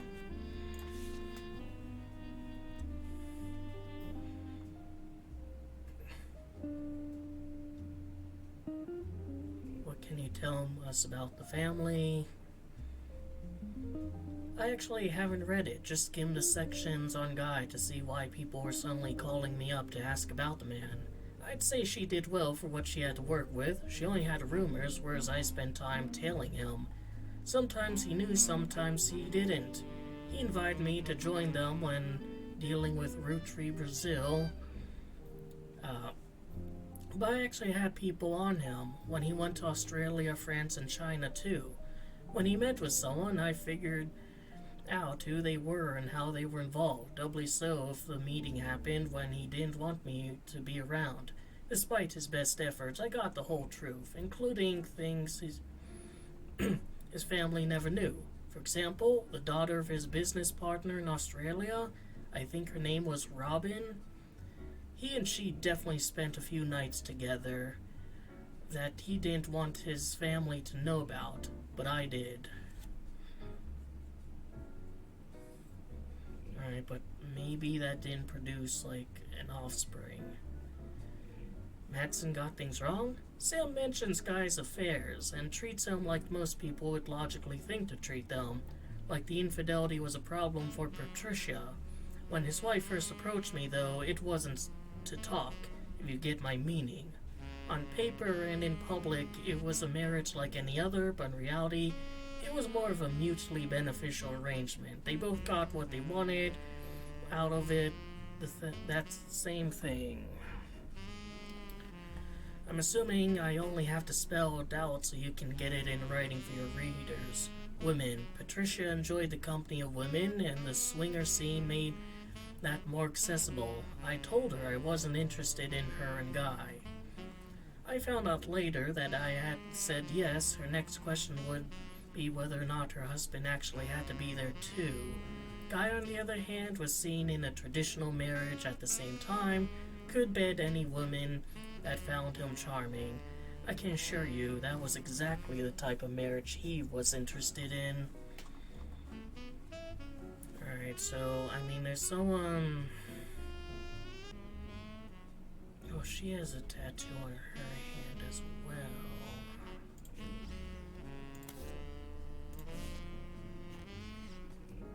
Which looks to be the same.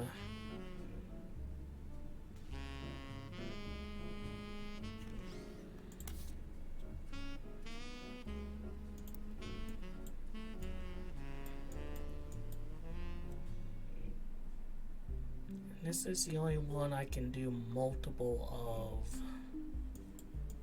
in terms of his affair partner. So I think it's gonna be her, whoever this is.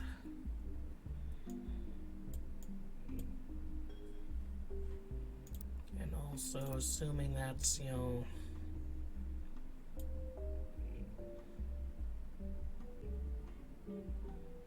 Christmas 1979.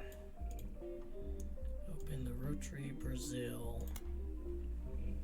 Roottrees, Brazil, sometimes erroneously referred to as Roottrees, Brazil. It's one of the companies created to manufacture and distribute Roottrees candy, developed as part of the Roottrees Everywhere initiative near the beginning of 1979. Unlike some of the other Roottrees Everywhere results, Roottrees, Brazil seemed to be a success. Do some rough translating, find significant amount of info about it. Brazil was the only region in which caviar-flavored 5 pieces released at the end of 1978 were a hit.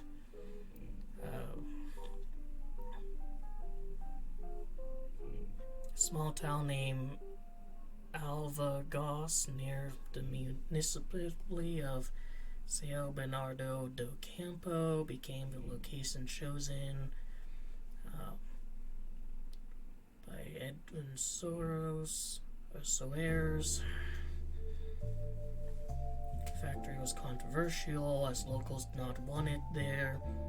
They visited Brazil around Christmas and managed to break ground on the project. Since then, it had been operating relatively smoothly, except for 2 incidents. Incendio de Bordo in 1982, and the second was an unsuccessful strike in 1995. The factory was originally built and run according to paperwork at the time. Small company called Nova Corporação de Doces Brazil, which literally translates to New Brazil Candy Corporation. This doesn't exist anymore. Let's see.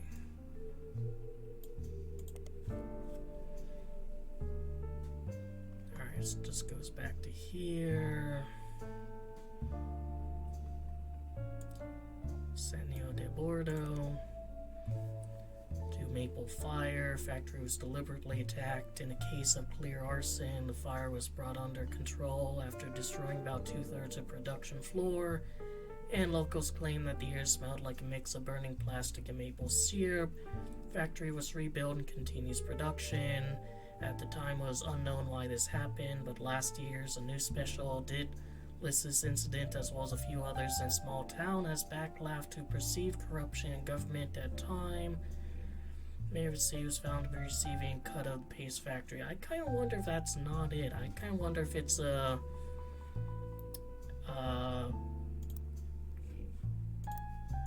from this guy, being mad at the infidelity. Because he is Brazilian. He could have done it there and then flown over to the US and there.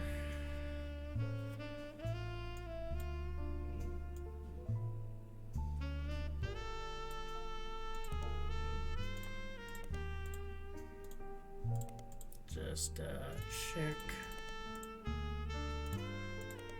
There's nothing there.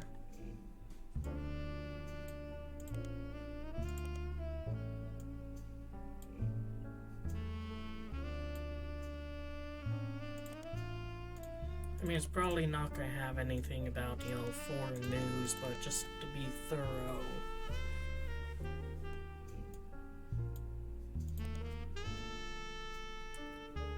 Campo is a real place in Brazil. Game designer by the name of Jeremy Johnson looked up cities in Brazil that had a lot of manufacturing so he could place a fictional factory there.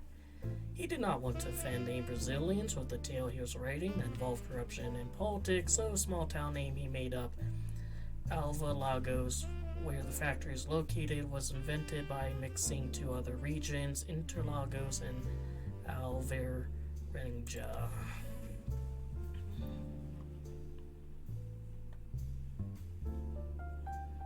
And might as well look up this politician. It's in Soares was a Brazilian politician. You find a dissertation published by a college student as part of their PhD in history. It focuses on the rise of democracy in Brazil. It seems still 1988.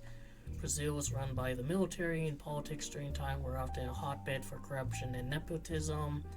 Few politicians at Edson is a former mayor of the fictional area. Before politics, he was manager at an automotive manufacturing plant for a major American car company. He was put in charge of Alvarlagos by the military in 1973. Used his manufacturing background and knowledge of American business to establish new factories, distribution plants, and other businesses in the area. He became rich. Second, many locals were relocated. This did not make him a popular mayor. In what the paper speculates was a move to counteract the unpopularity. His wife, Sonia, was discreetly put in charge of a television station called Telerede. He often used his connection to ensure supporters would appear on local television, spouting his beliefs and emphasizing his political victory. Remained in office until 1988 when he was defeated, the first election after the military government was no longer in control. He quickly left town behind. It's not known where he has gone, but the dissertation even speculates he likely fled to stay alive. And what about this? Telerede is a former television station in Brazil. Due to lack of resources online, don't have much to go on about who ran it and when. And the Roottrees Everywhere initiative coincided with some large changes to a company. There's minimal organized information about the history of the expansion itself online. Roottrees candy had been distributing globally to certain markets approved by Elias as early as 1940s, like Canada, Mexico, select countries in Europe, mostly UK. Roottrees Everywhere involved Roottrees' expansion into other major markets that were assessed to be ready for Roottrees. This started with 4 that had no share in: Australia, Brazil, China, and France. Each country had entirely new company formed, mostly by making deals with local distributors. Alright, so let's look up Roottrees since that has a name attached to it. According to history, Charles Martin, who owned a company that manufactured licorice in Australia, was tapped to run the Roottrees factory.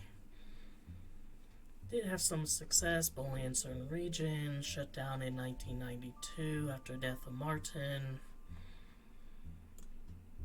This guy is significant. Most of history is unrelated to Roottrees. However, in 1979, he helped develop Roottrees. He used his own wealth to build a new factory and distributed maple treats through the same methods already been using for his previous ventures. He had a very unusual business agreement with the main Roottrees company, much like how Clans Trust distributed profits from the Roottrees company evenly, so Roottrees family. The profits of Roottrees would be split 50-50 between the American Roottrees company and Martin himself, for him to do with what he wishes. This made Martin very, very wealthy, but also led to many cost-cutting measures meant to increase profits as such as possible, especially towards the end of his life. Yeah, imagine that, like, Robin Martin, who sold both businesses and opportunities. Wealthiest woman in the world lists. Like, you know, all the profits going to the guy who owns the factory despite not doing even a fraction of the fucking work. You know, gross profits are just fucking theft at some point. Top of the world. She has no husband. There was a wider circulated rumor somewhere in the mid-1970s that she had a medical procedure to ensure she would never have children. You find a joke on a site called Edgy Jokes that implied she was quite promiscuous and has a punchline involving Robin's eggs. For what's worth, Martin seemed to lean into rumors. In the 80s, she once showed up at a charity function with 3 very attractive men, each wearing a shirt that simply said "satisfied partner" on it. She had no husband. There's a rumor that she had a medical procedure to ensure she wouldn't have children.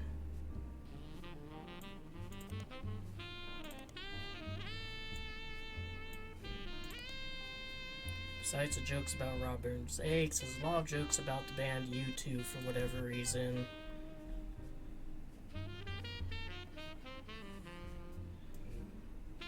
Let's maybe check out periodicals. After he died, combines their inheritance, capitulate her to an almost imaginable level of wealth. See, dripping with contempt that someone be willing to dismantle and gut such a successful company to earn a quick buck. Her personal life and lack of traditional values, but who am I to judge? Maybe she sold it to ensure a better future for her own children. Oh wait. Not likely to be part of any local ones, but I'm just gonna rush around here and see, just for shits and giggles. I'll probably have to look her up again at some point. Let's see, anything big about China? Was the owner of multiple textile factories? Hongbo was already in mid-50s when the deal happened, only had daughters, and his brother Lang Hongyu took control upon his death.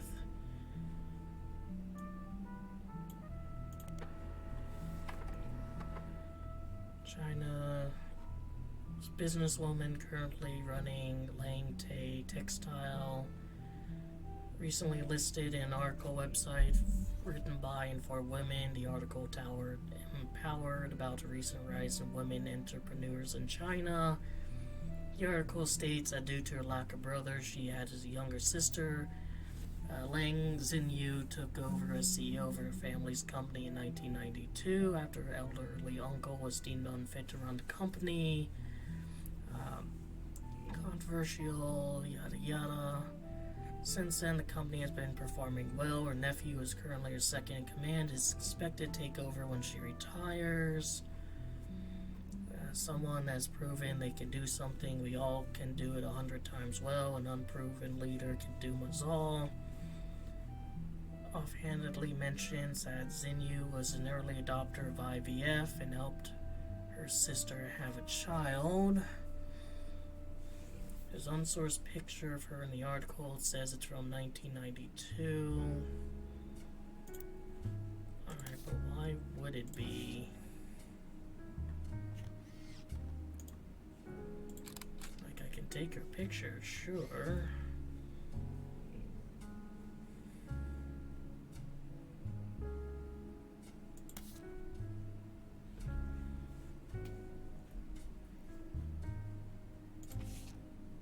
Doesn't like lead to anything. And she donated her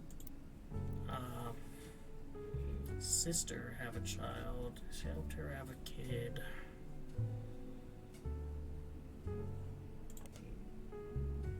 Alright, what about Lang Hongbo?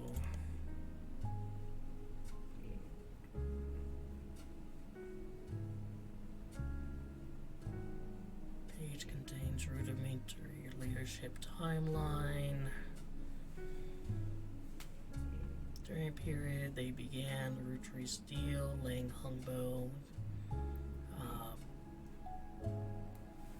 See, in China, family name comes first, so Lang is last name, was CEO. Younger brother, Lang Hongyu, is featured in the history section. Following him, which takes me here. Current CEO is a woman listed simply as Xinyu. Site doesn't list her last name, though she does appear in the family tree below Hongbo. Lang Tai has a few American logos on page. One is Roottrees logo, another is Trans Quilt, third is Peace in Asia.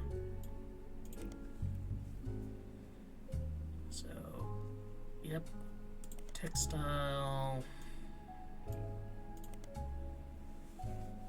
Located in Pittsburgh, Pennsylvania. Translates peaceful. Choose her name in America to match. Offer fabric clothes at wholesale prices. Owned by a husband, wife, Jerry and Linda Han. Their Chinese names are listed too. Seems that Jerry is Han Zhanwei and Linda's Leng Xinyao.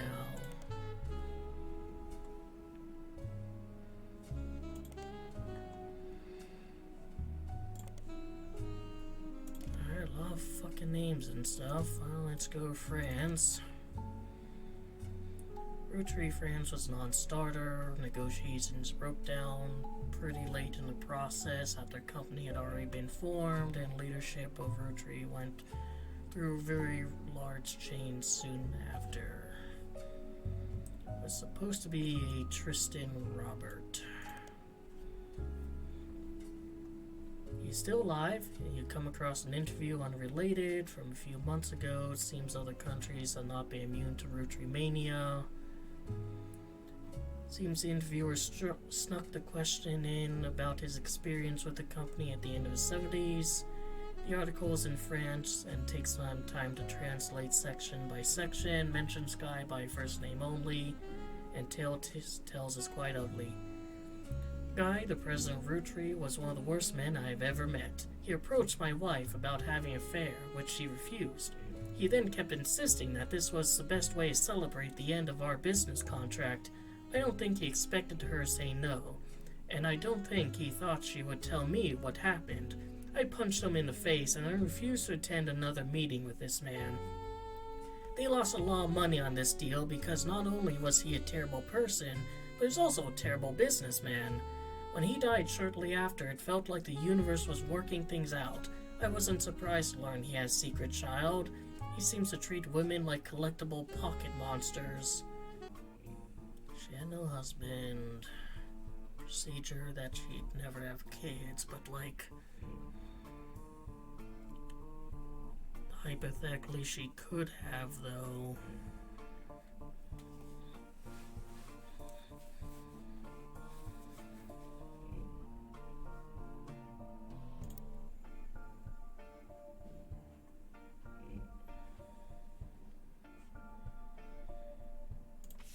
Let's see.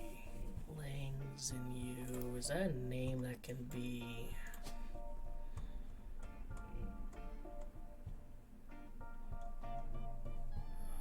Linda, Lisa... Zinyu.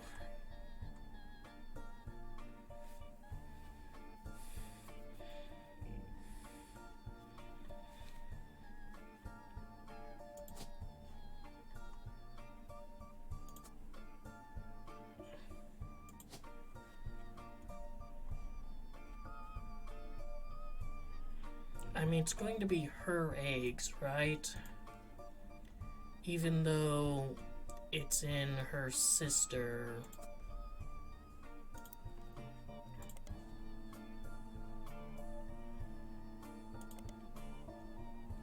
You know, early adopter of IVS and help her sister have a child. Now, I think that since it's blood... DNA, I think it's going to be Lang Zinyu rather than her sister Zinyo.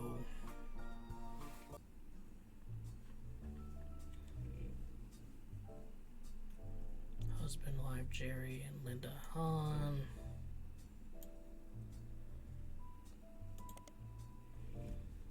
Appeared recently on a website called Focus and Philanthropy under headline Hanging with the Hans. Hans were chosen because they donate significantly to cause of further Chinese American culture. Jerry and Linda were both born in China and found love during college. Linda's father led a large company. This article never names it. After expanded to US, Linda's father approved their marriage so long as Jerry took over the US portion of business. Linda jokes that the entire situation is like something out of Alanis Morissette song, with how ironic it ended up being. I was absolutely terrified to move to US, but my big sister was desperately in love with the idea. She used to have this Butch Cassidy poster on her wall and was obsessed with Robert Redford. But somehow Jerry and I were the ones sent here, and now we couldn't possibly imagine going back. When we had Mark, we never even considered giving him a traditional name.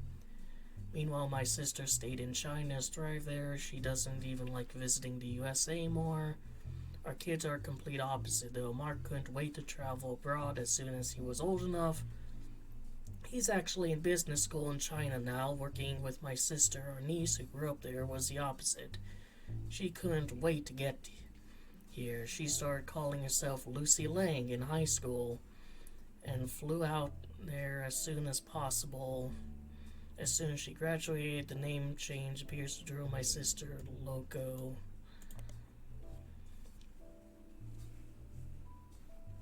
Mention Robot's website, part team, Talent Claw. Another Lucy Lang, part of a women's Capella group in Los Angeles called the Gin and Tonics, called Corporate Solutions, yada yada. Top facilities in the world by Business Watch. Hires a consultant to increase productivity. I might as well. She's an article about consultants for corporations to facilitate large internal changes. Mentioned she grew up in a small Arkansas town, the oldest of 4 children. She's only the second person in her family to have even left the state. So this does not seem to be relevant.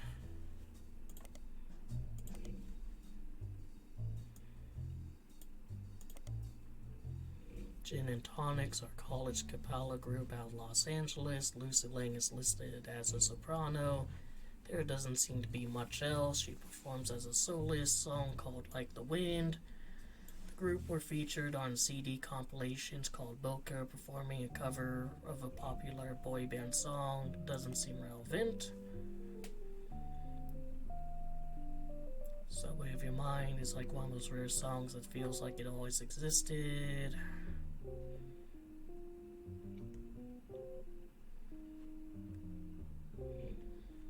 Obscure Irish band called U2 once cited both FEX and Jim and Diamond as inspirations. As far as you can tell, neither FEX nor Subways had anything to do with your search. And seeing as U2 is relatively unknown to anyone outside Dublin, the connection seems to be an odd coincidence. And let's search some periodicals. Really?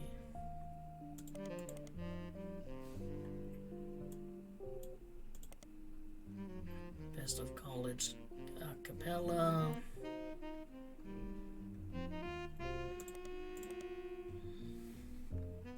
Alright, and then there's Team Talon Claw. Called Mid-Eastern University. Their robot, also named Talon Claw, has been selected for appearance on a second season of British television show focused on robot fighting. The Robotics Club has text on its site. You can find links from the university student section. Mostly announces schedule to its members. They meet every Tuesday and Thursday, but multiple dates canceled.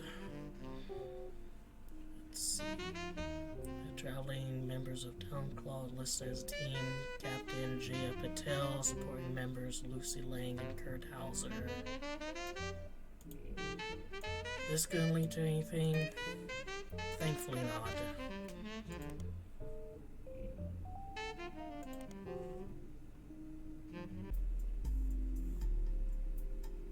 So, Mark Lang.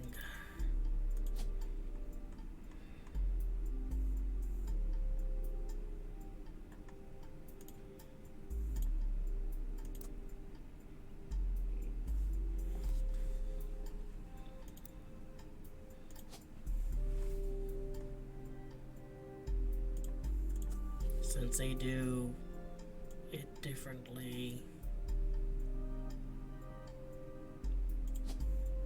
Here, you're gonna be a CEO. There we go. Finally, some progress. Holy shit.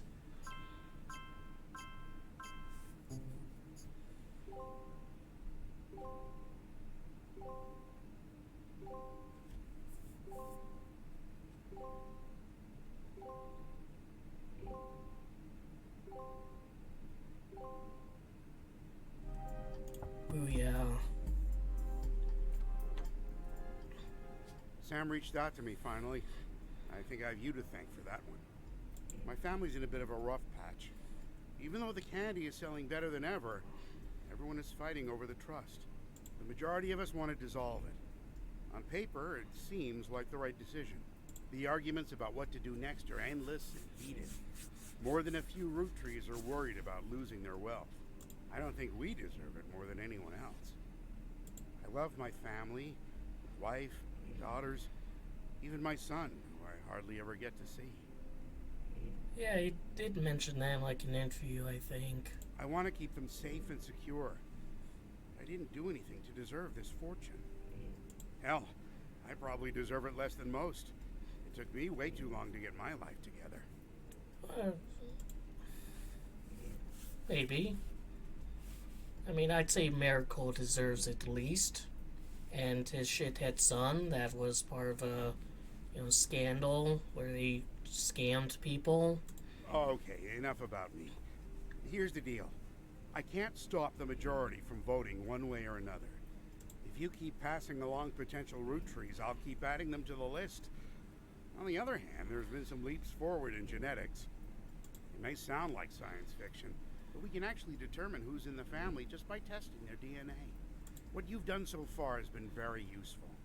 Just keep filling out the tree and we'll prepare for the tests.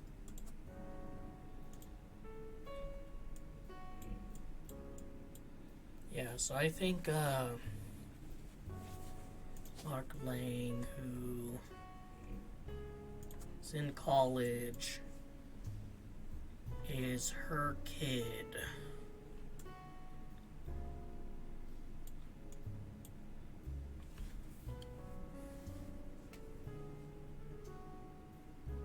Alright, interesting development. Thomas Hughes here. This is not Thomas Hughes. But this is, and I can put this one in. Alright, so whoever these two are.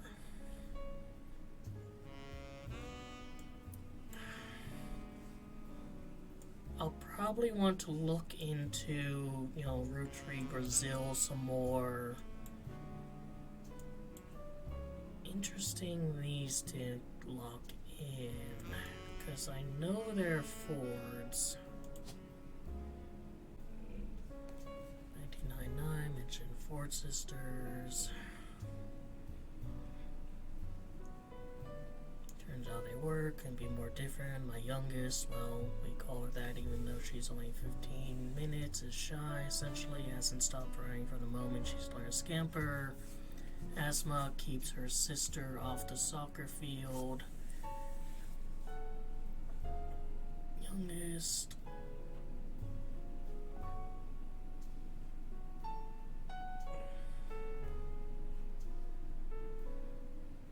So her sister is older and has asthma.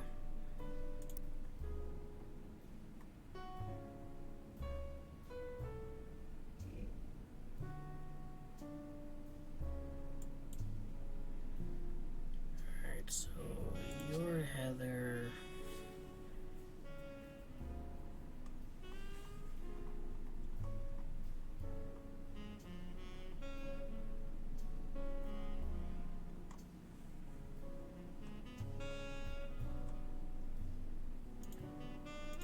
And you're Melissa.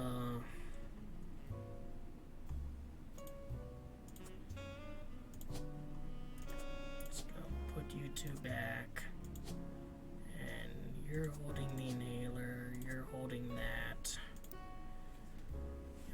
It couldn't be different. My youngest, we all call her that, even though she's only about 15 minutes, is shy, but essentially it hasn't stopped her from running from the moment she learned to scamper.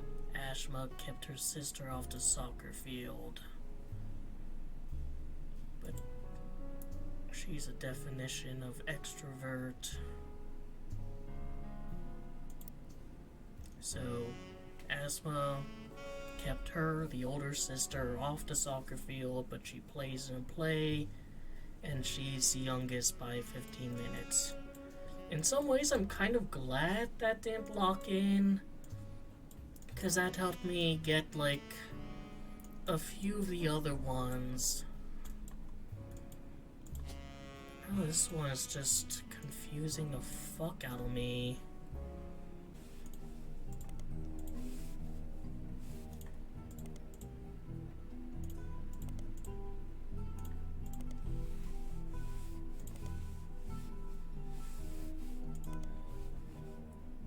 Eastern University.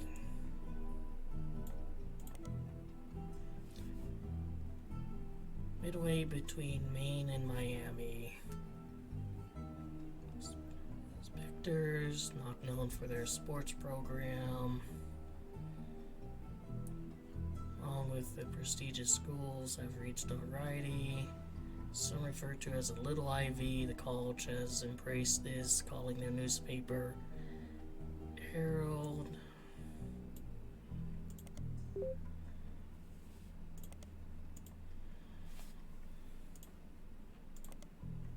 Really?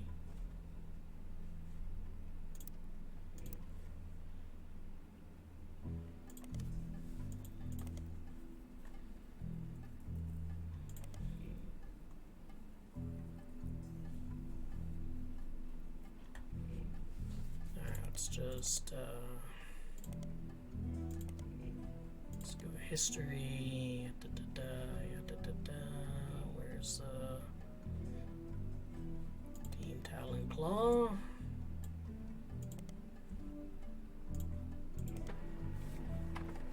Has a story about their school's robotic team. Lists 3 student members and talks about each of their history. The only one that catches your attention is Lucy Lang. She grew up in China as Min Lang, but she came to US specifically to attend university. She says she grew up around factory scale machines that assemble products that would be shipped all over the world, and the moving parts and automations fascinate her. However, she has progressed through her major. She becomes obsessed with smaller, more powerful hydraulics. In addition to robotics, she loves linguistics. In her spare time, she practices not only removing a trace of her native inflection, but also quickly switching between multiple different regional accents. She feels her personal best is a Southern Belle, but her favorite is a Valley Girl due to its popular culture.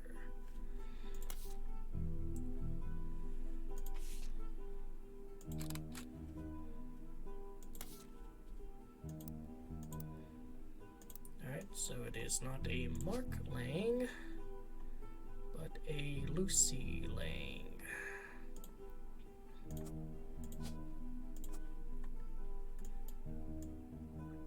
Alright, so now, like, I'm convinced this is correct.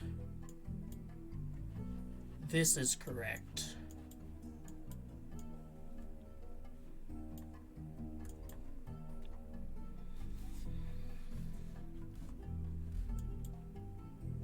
So I can maybe brute force.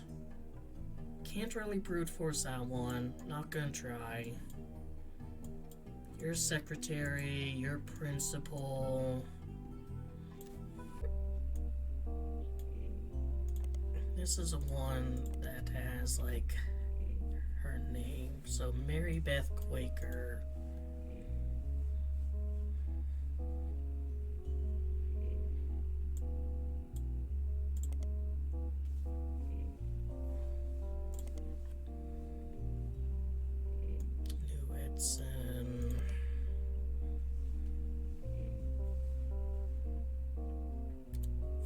Sterling Edison.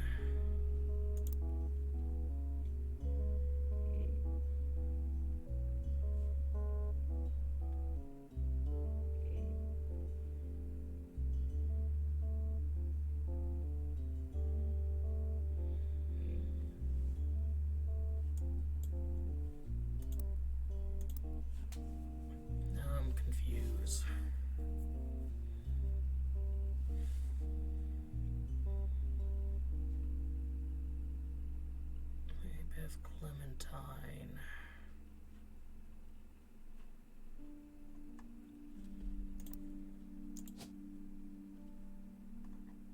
So, did he like change his name?